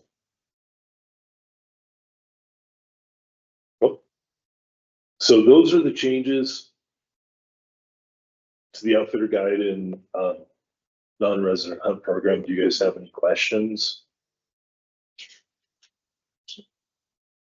Regarding, as you mentioned, it only applies to fishing, The crew member designation. only the crew members. Okay. So were all of these recommendations by I think you said ODF? Who requested these? And like even the. So there's 4 components to it. Yeah. There's 4 components in the rules that were proposed. The implementation of House Bill 2558 is everything that incorporates the crew member and the civil penalties. The non-resident hunt tag program changes were to align with statute and Oregon State Police, providing feedback on things where they haven't been able to enforce certain components that 3-year affidavit. In addition, there's the ethical and professional standards, which this board in 2023 directed agency staff to create a non-criminal complaint policy and procedures, which are ingrained in that ethical and professional standards. So really just modernizing some of the language in the ethical and professional standards, because we can use that action towards a guy's credential. And oftentimes what we were getting complaints about that are non-criminal weren't necessarily captured within that current language until we got modernized. Yes. As a state of Oregon registered guide, these rules will have a direct impact to the commercial guiding aspect of my businesses. The Ethics Commission has not determined that I am covered by a class exemption. Therefore, I'll have to refrain from participating in discussions and voting on this matter. Anybody else have questions or comments for Alan? Go ahead. I just want to clarify, I guess for any of the public that's watching, and hopefully I'm right in clarifying this, tell me if I'm wrong, the fee increases that are in these rules are just increasing fees that would let pass as part of this bill. So in House Bill 2558, so Brian alleged or alluded to the fact that there was some interstate commerce violations. Actually, I guess maybe that was discussion prior to the meeting, but essentially the fee structure was set up where it was the registration fee was $150 for in-state guides. But if you were an out-of-state guide, we charged essentially what that other state would charge for an Oregon guide to cross the border into the other state. So for example, there's scenarios, and I'm just using, pulling numbers out of the air. But for Oregon, the guide fee is $150. So if a California wanted to guide in Oregon, if an Oregon resident wanted to guide in California, California might charge an Oregon individual $500. So what we did is said, okay, if a California resident wants to come to Oregon and guide, they have to pay that same $500 fee. And so that's violates interstate commerce clauses because we're charging, or we're essentially penalizing an out-of-state resident. Some scenarios you can do that. In Oregon scenario, we can't. And so that was the main purpose of House Bill 2025. But because of the increased fees paid by some guides, if we reduce them to the same level as an Oregon guide, that reduced the overall income to the program. And so we incorporated, we essentially took the number of guides and fee revenue we were receiving and just divided that. And we came up with the $350. And I believe.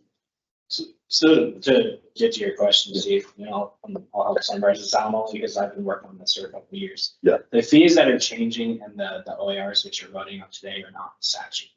So there's an increase in fees to non-resident hot tag program. This board voted on those in July of 2024 for those fee increases. Those specific fees weren't in the legislative concept that the board, and the agency put forward. So that's what you're voting on today. In addition, in 2018, those fees were also voted on by the board and never implemented. And so that's the doubling of the non-resident hot tag fees, which have not been changed in I don't know the time period, it's at least a decade. And the other piece is the $5 to $20 on the duplication. So the cost of that decal that we have to provide the guides and the duplication decals, it's the processing from that $5 to $20 that fee. So those are the only fees that you're voting on in action item today. I guess just to follow up on that, I didn't know we had the authority to increase fees. I thought the legislature was the only one with the authority to increase fees. Member Lambert, it's all just depends on how that authority is given. So some of the things were determined, like for instance, $350, that's one that the legislator had to determine, so we have to go through their process. These other cases, there's times where the enabling legislative statutes might say that the board has discretion to. So without having specifically checked on that, I'm going to bet Brian and Alan did that we have enabling statutes that let us change those numbers. Otherwise, this rule will get kicked back. Otherwise, this rule will get kicked back by Secretary of State. So we do, and there's other examples like education outreach that has fees that set it as a discretion. And again, don't want to just keep calling out our new members, but just as kind of some construct. So you've got ORS, which is Oregon Revised Statutes. Those get set by the legislature. And then you have OAR, Oregon Administrative Rule, which the board has authority over. But in the state world, unlike private sector where you can do anything as long as the law doesn't tell you can, in government, we can only do what the law tells us that we're allowed to do. So we couldn't write a rule that we didn't have a statute, a law set by the legislature to give us authority to do that. We couldn't let you just start adding fees or things that you wanted to, unless there was some law that said, Marine Board, you can set this. And sometimes they'll do that. Sometimes they'll set it specifically. More often in the fee world, as Member Lambert was pointing out, they don't often give boards a whole lot of discretion to set fees without their input. But in some cases, it'll just say it at a rate set by the Marine Board. So what we're doing today is the OAR part of that ORS and AP statutes got changed. Just one more question. Go ahead. Sorry, dragging this on, but I like to know what I'm voting on. You're probably asking the same questions that I'm thinking. So I see the hunt tag program certification fees, that makes sense. The other fees that are included in here that I see that would be proposed are the scheduled civil penalties. Are those just referencing back to changes that were made in those statutes that are cited in there as well? Member Lambert, this statute, which was part of House Bill 255 that was changed, it change the maximum penalties. And so that maximum penalty of $1,000 is reflected in those OAR changes. So the OARs are very prescriptive on what violations go to which civil penalties. And so by that statute change, we're then now changing. Thank you. Any other questions or comments? One other mention, just to clarify, please. So in addition to what you said with the punch program, the $350, but by adding in the crew designation, it's meaning that not everybody has to pay the $350 once the outfitter specifically has, but they have to then pay a $50. So the non-resident hunt tag program, I would just offer up is very different. We administer for ODFW in regards to who's licensed or eligible for that program. In regards to the outfitter guide and the fees, so the $350 is the fee for an outfitter guide. If they have employees, there's no additional fee for that. The only additional would be the $150 if that outfitter guide is a charter guide, which the charter guide is those guides that we administer and hold to their boat. In regards to the crew member, it would be $50 for that specific crew. And that's not in addition to $350. The crew member is $50 for that associated. Do we have a motion? Dex can't. Yeah, you know, I mean, I personally don't have an issue with it, so I would vote to pass the. Okay, so we need a motion, so make a motion to approve. I make a motion to approve the increase. Okay. So this is where I get really messed up in Robert's Rules of Orders. Because we're not just approving a fee increase, we're approving the changes to the outfitter guide. Right. Is there preferred language on that? Usually the language is kind of proposed. Janina's so good at giving us the language. She is. Just read. So I think you can approve The language is. the language as presented. Yeah. Modify your. Make a motion to approve the language as presented, along with the fee increase. I second that. Do we have any further discussion? All right, we have a motion and a second to approve the language that was presented in the board book along with associated fee increases. All those in favor say aye. Aye. And we have one abstention, so the motion passes. Chair Jackson, just for a point of clarification, just so that any of our DOJ attorneys watching don't stress out. We don't officially follow Robert's Rules of Orders for our meeting. Right. So that's some good bedtime reading for anybody who doesn't get that stuff. Yeah, but it's also we- still, the more you put into the motion, it's kind of CYA. I just to keep our DOJ attorneys happy if they're watching, we don't officially follow Robert's Rules of Order.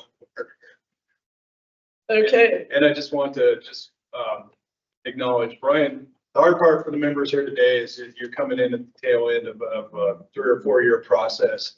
Brian's done an incredible job working with the guide community, our guide advisory committees, the legislature. And this, getting fee increases is tough through the legislation, and this one moved through as people understood the issues. And so apologize that you're kind of coming in at the end of a really long process. Brian did great work on this. I'm proud of where we've got this. And I'll do better at presenting the actual motion.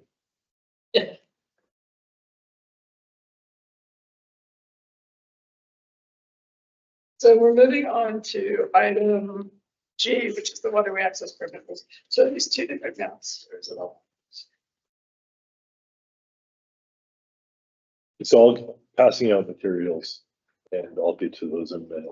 So thank you, Chair Jackson, members of the board. So for the waterway access permit, we're requesting that you approve draft rules. And so with the draft rules, if they're approved, we'll submit those to the Secretary of State, open up our public process, we'll receive comment, and then we'll be coming back in January for final approval. So what this is, in the 2025 legislation, Rep. Helm and Rep. Owens introduced House Bill 2892. That was approved by the governor. And what that does is it increase aquatic invasive species fee. Essentially, it's $3 per registration on an annual on its taking the $5 AIS fee on boat registration, increasing it by $3, so $8. It's also increasing the fee on the waterway access permit from $5 a year to $8 a year. And you have various options for different waterway access permits. You can get a 5-day, you can get a 2-year, and so fees are proportionate. So that's more of the background on that. We're not talking about those fees today. But what we are talking about is prior to this bill, there was a 10-foot exemption for waterway access permit. So if you had a boat that was non-motorized boat that was less than 10 feet in length, you didn't need to have a waterway access permit, which led to some interesting enforcement priorities because you could have two individuals paddling the same water, very similar boats, but if one was under 10 feet and one was 10 feet 1 inch, one person had a requirement to have a permit, the other person didn't. And so our law enforcement partners would have a hard time because they're potentially measuring boats to see what the requirements are. And so the legislation got rid of that 10-foot exemption, but part of the process, the whitewater paddling community objected to the bill. And so that 10-foot exemption was originally created for whitewater users. And so working with Rep. Helm, American Whitewater, the paddling community, we agreed to set up a new whitewater exemption. And what we agreed to is that if a boat is actually engaged in whitewater boating and they're not using a public access facility, so with our waterway access permit, portion goes to funding the aquatic invasive species program, but the larger percentage goes to improving access to Janine for the facility grants for paddling specific activities. So we thought it was important to craft the exemption so that if a boater is using the public access facilities that we're funding, they should probably be paying for those. But if they're not using, then we're okay with them being exempt. So what we agreed to with the whitewater community is if they're boating in an area of class 4 rapids or above, and there's no access to boating facilities, we would exempt those waterways. And so American Whitewater has a really great website that talks about all the different runs in the state. So we took that as a template and identified all the waterways in Oregon that met the criteria of being a class 4 and above.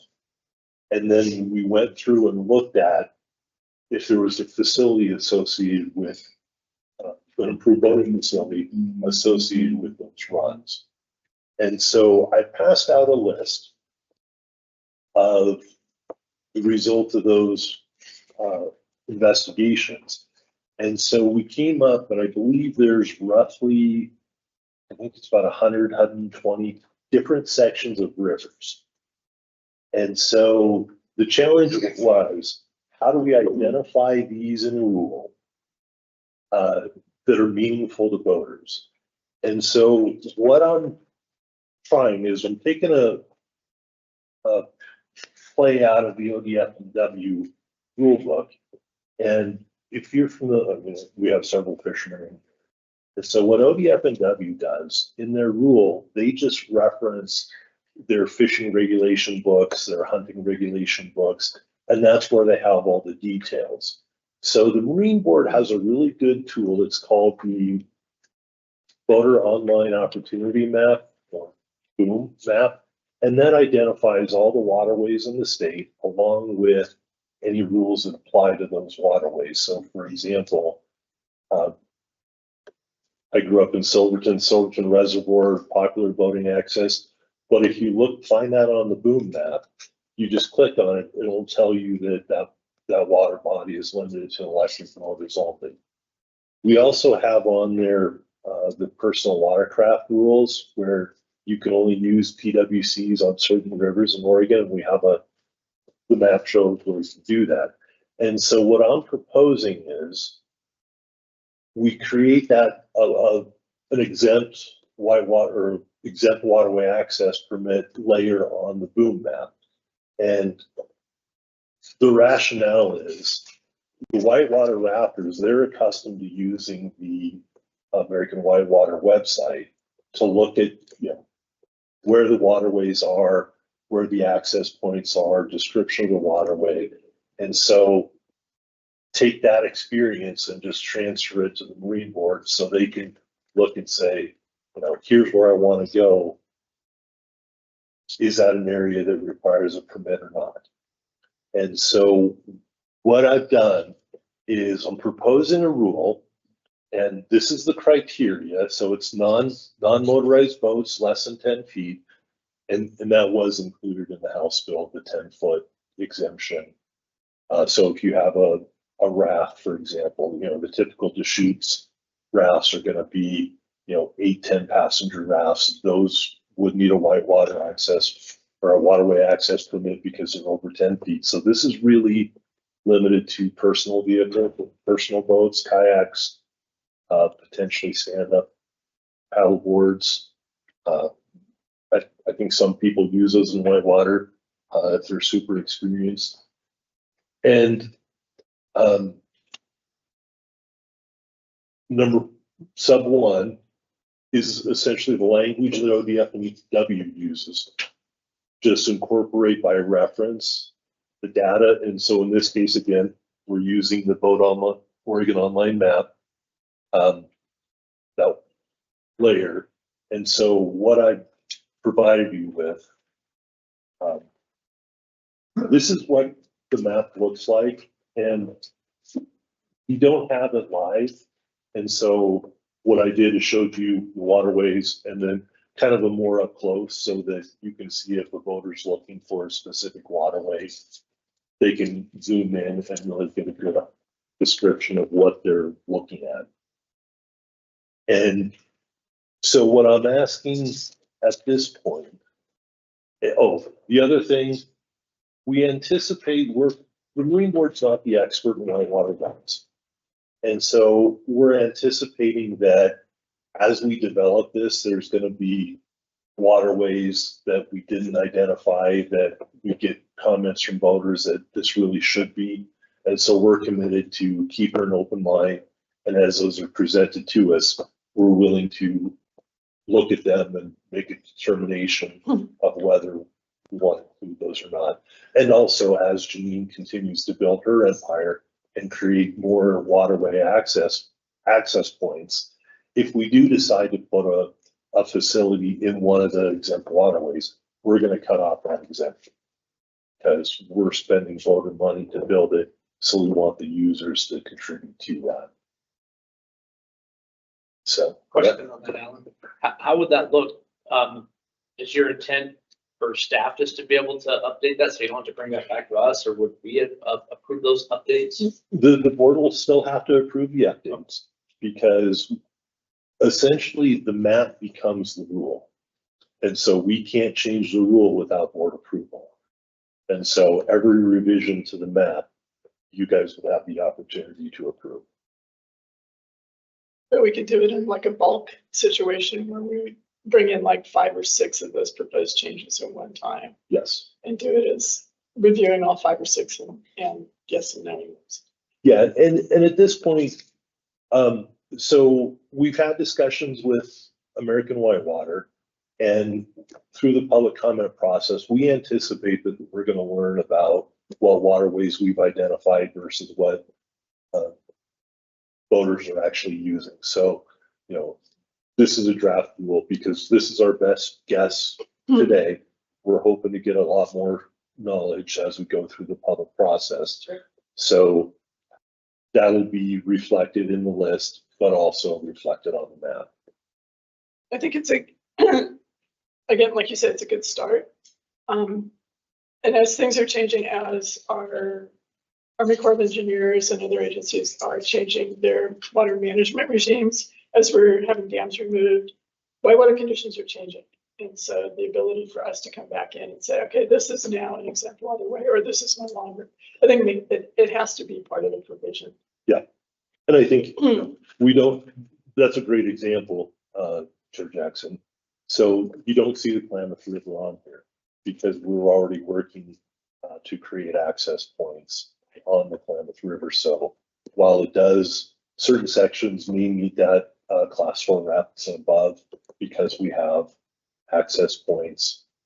Again, the Clackamas, there are definitely class 4 water rapids on that river, but we also have a lot of access points on that river. And so, like the Minam River is a great example. That's a river where there's typically a 7-mile hike just to get to the river, where those class 4 and above are. And so we're not benefiting those voters. And so they shouldn't have to pay to access that waterway. There are some other standard exemptions that we're not changing. So for example, some wild and scenic rivers have their own permit requirements.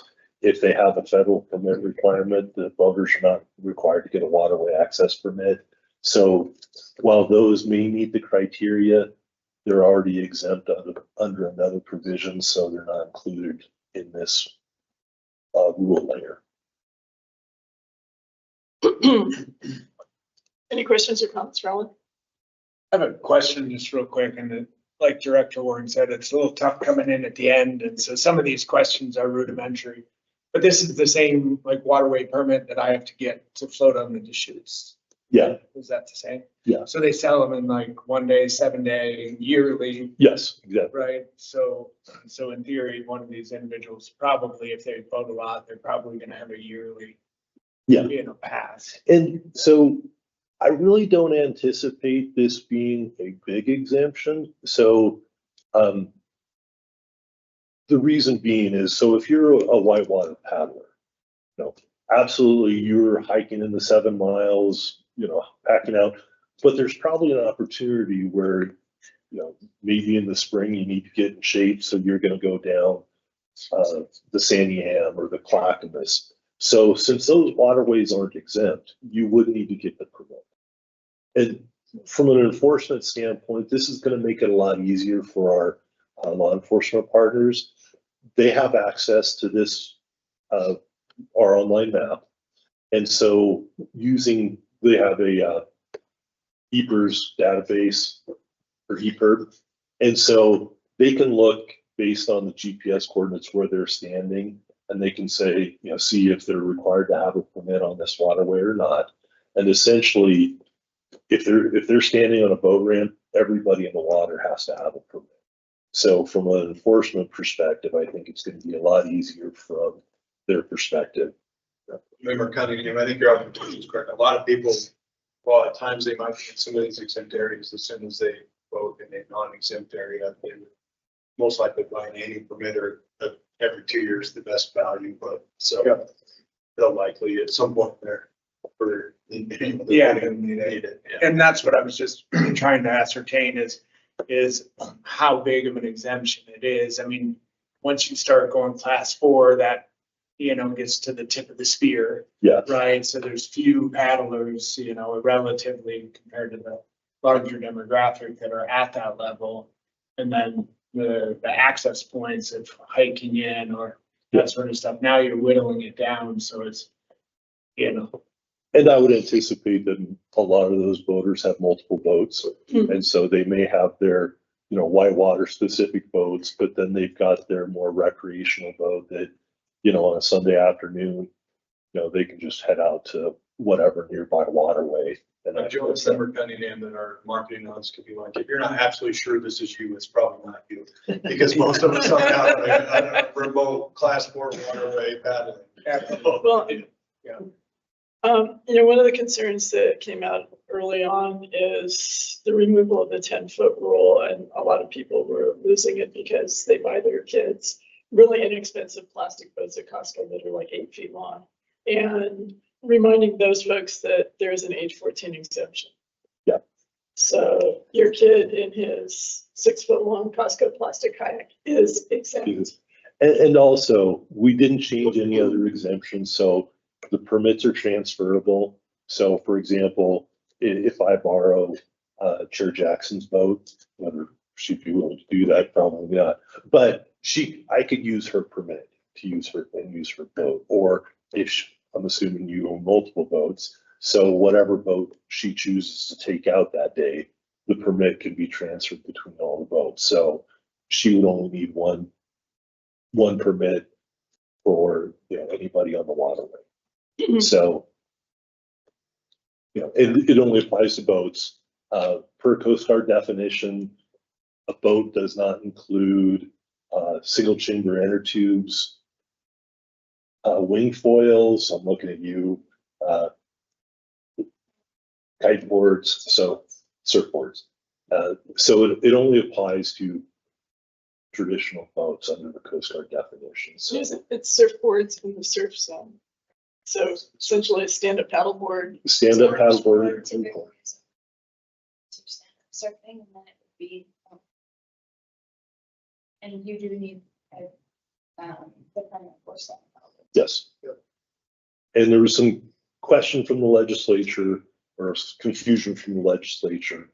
It'll be required for all rigid and inflatable boats, presuming they don't qualify for some other exemption. So, and again, those exemptions are not changed under this provision. This rule we're looking at is just identifying the whitewater exempt waterways.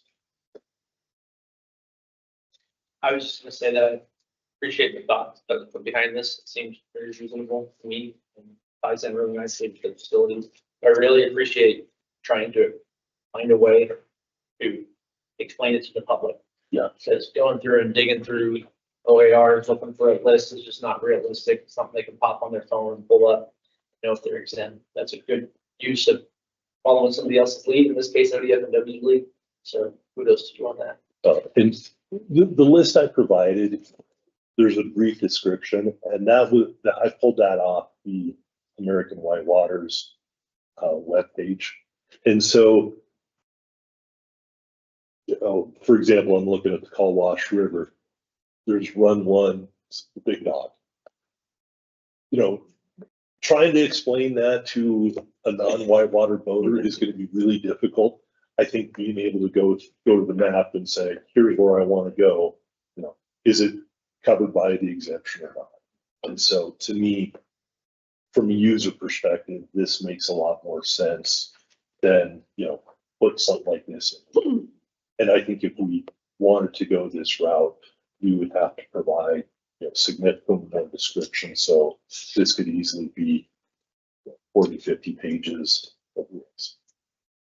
I think one thing is important is the ability to data share, so that when we get that letter created, it gets a date put on it, and it gets, if it's possible, to incorporate it onto American River's website as a layer on their website, and various other resources that people use.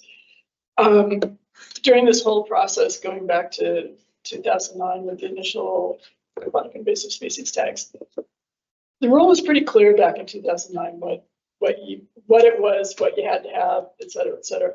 But I thought the Marine Board did a really good job of getting it out, and having the tags for sale at retailers, it made the retailers get the word out. As soon as we went to the current online purchase system, I think we lost some of that promotion. And we have a whole crop of people that have needed to have waterway access permits since 2019, who basically have no clue because they still don't know that the Marine Board exists. And so there's going to be a whole big education process, and we need to get these resources into maybe some of our other partners so that people really understand what it is. And Chair Jackson. Actually, if I can hop on that one. Absolutely. Yeah. So Chair Jackson, one of the things that we've built as part of the implementation of this is a communication plan. That's one of the pieces that we've been working through. And it involves everything from reaching out to soil districts to doing some paid advertising where it pops up in people's social media feeds and online feeds, working with our other partner agencies to do some amplifications through their blogs and podcasts, and of course our own media around this. And so I think what we found back in 2019 when there was some changes was, well, some folks were unhappy about it. It actually became an education point too. And we saw people that should have been buying an AIS permit for years were like, I've never heard of this. And you're like, right, but you should have been buying it. So good news is now you can get in compliance and build. So it becomes it's a lot of change becomes an educational goal for us as well. So we're working on all those things and happy to share more about that as we go and what that communication plan is and what we're doing. So And to add to that a little bit, specifically for this exemption, we're not planning on having this a highlight in our information campaign.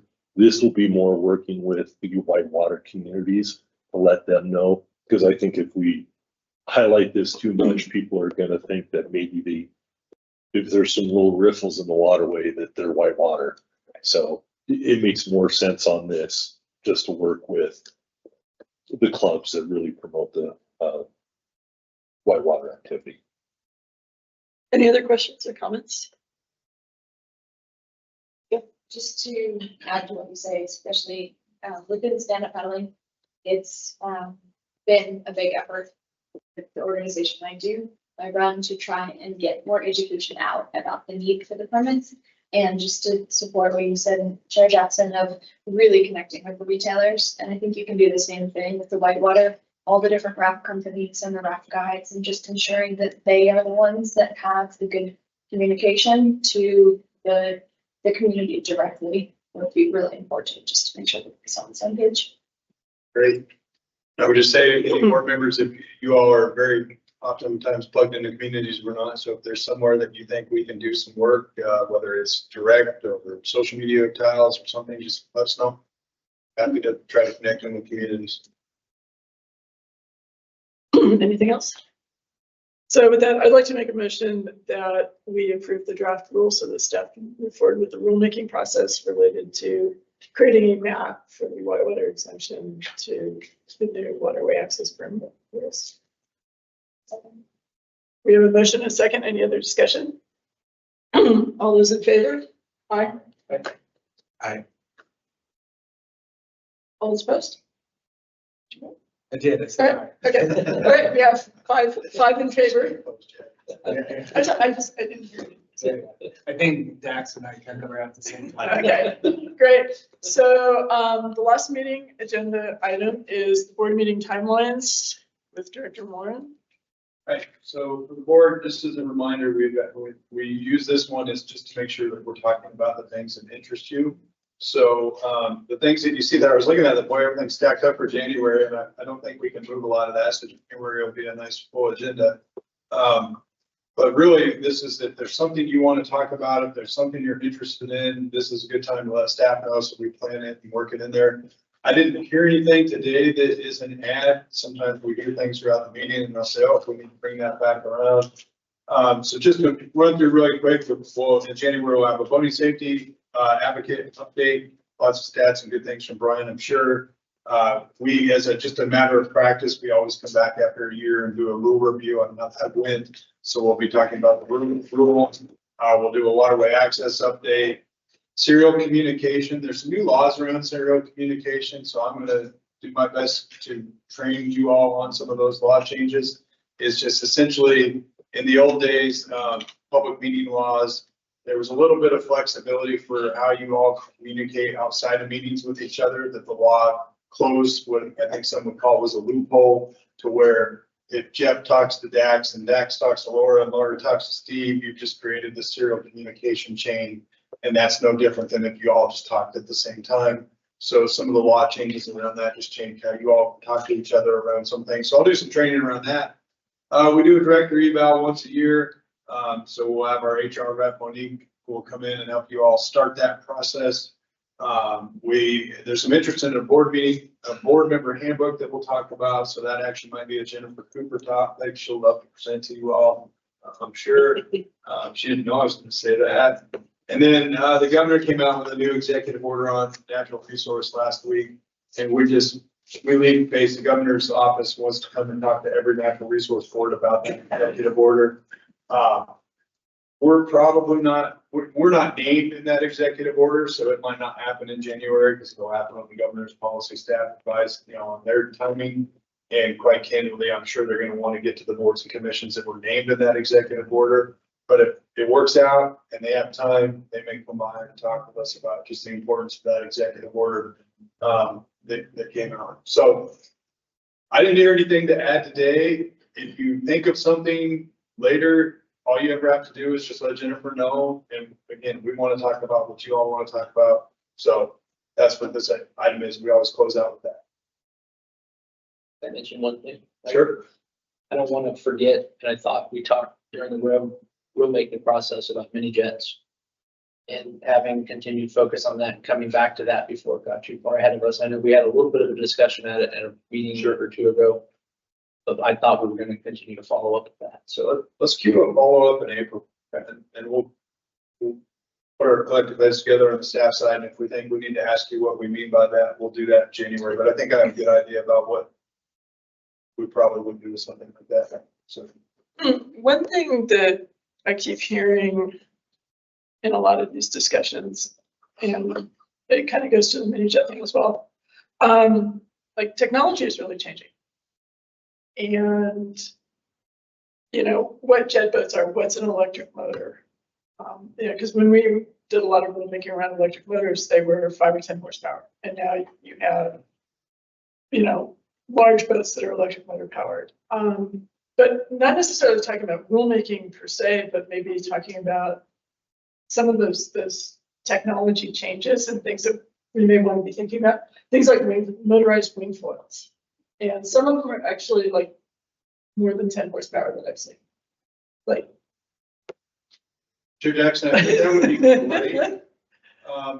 Let me, if you don't mind, if I could talk to the team about how we might. yeah, I'm just kind of throwing it out there as something that I think there. would be really interesting. And, we see some of it out there. So I think it's a good discussion. If we, I don't want to commit to a date because somebody back here might tell me they can't get that together that quick. So, but I think somewhere in 26, we can fit that in, and I think it'd be an overdue discussion. So. Yeah, two things on that. Well, one thing on that, and that I was thinking about back to the budget with fuel tax and the increase in electric motors. Also thinking about how that would impact the budget going forward and potential options and solutions for potentially filling that void. Just ideas in general. And then my other question was, are we going to have a side board meeting about the selects to then give more? So yes, something that, I can see that. Some things are on this and some things just show up. So there will absolutely be an agenda item in January for the SLET's rule advisory meeting. And that's the one where we would have, like, we always call it side boards with the board. So that'll be an agenda item for sure in January. All right. Any other questions, comments related to the agenda for the good of the order? And again, just for everybody's sake, if there's ever something you all want to talk about or hear about, just tell Jennifer, like, that's what we want to talk about. We want to use your time away. But please let Jennifer know. She makes everything happen. All right. With that, we're done. Meeting adjourned.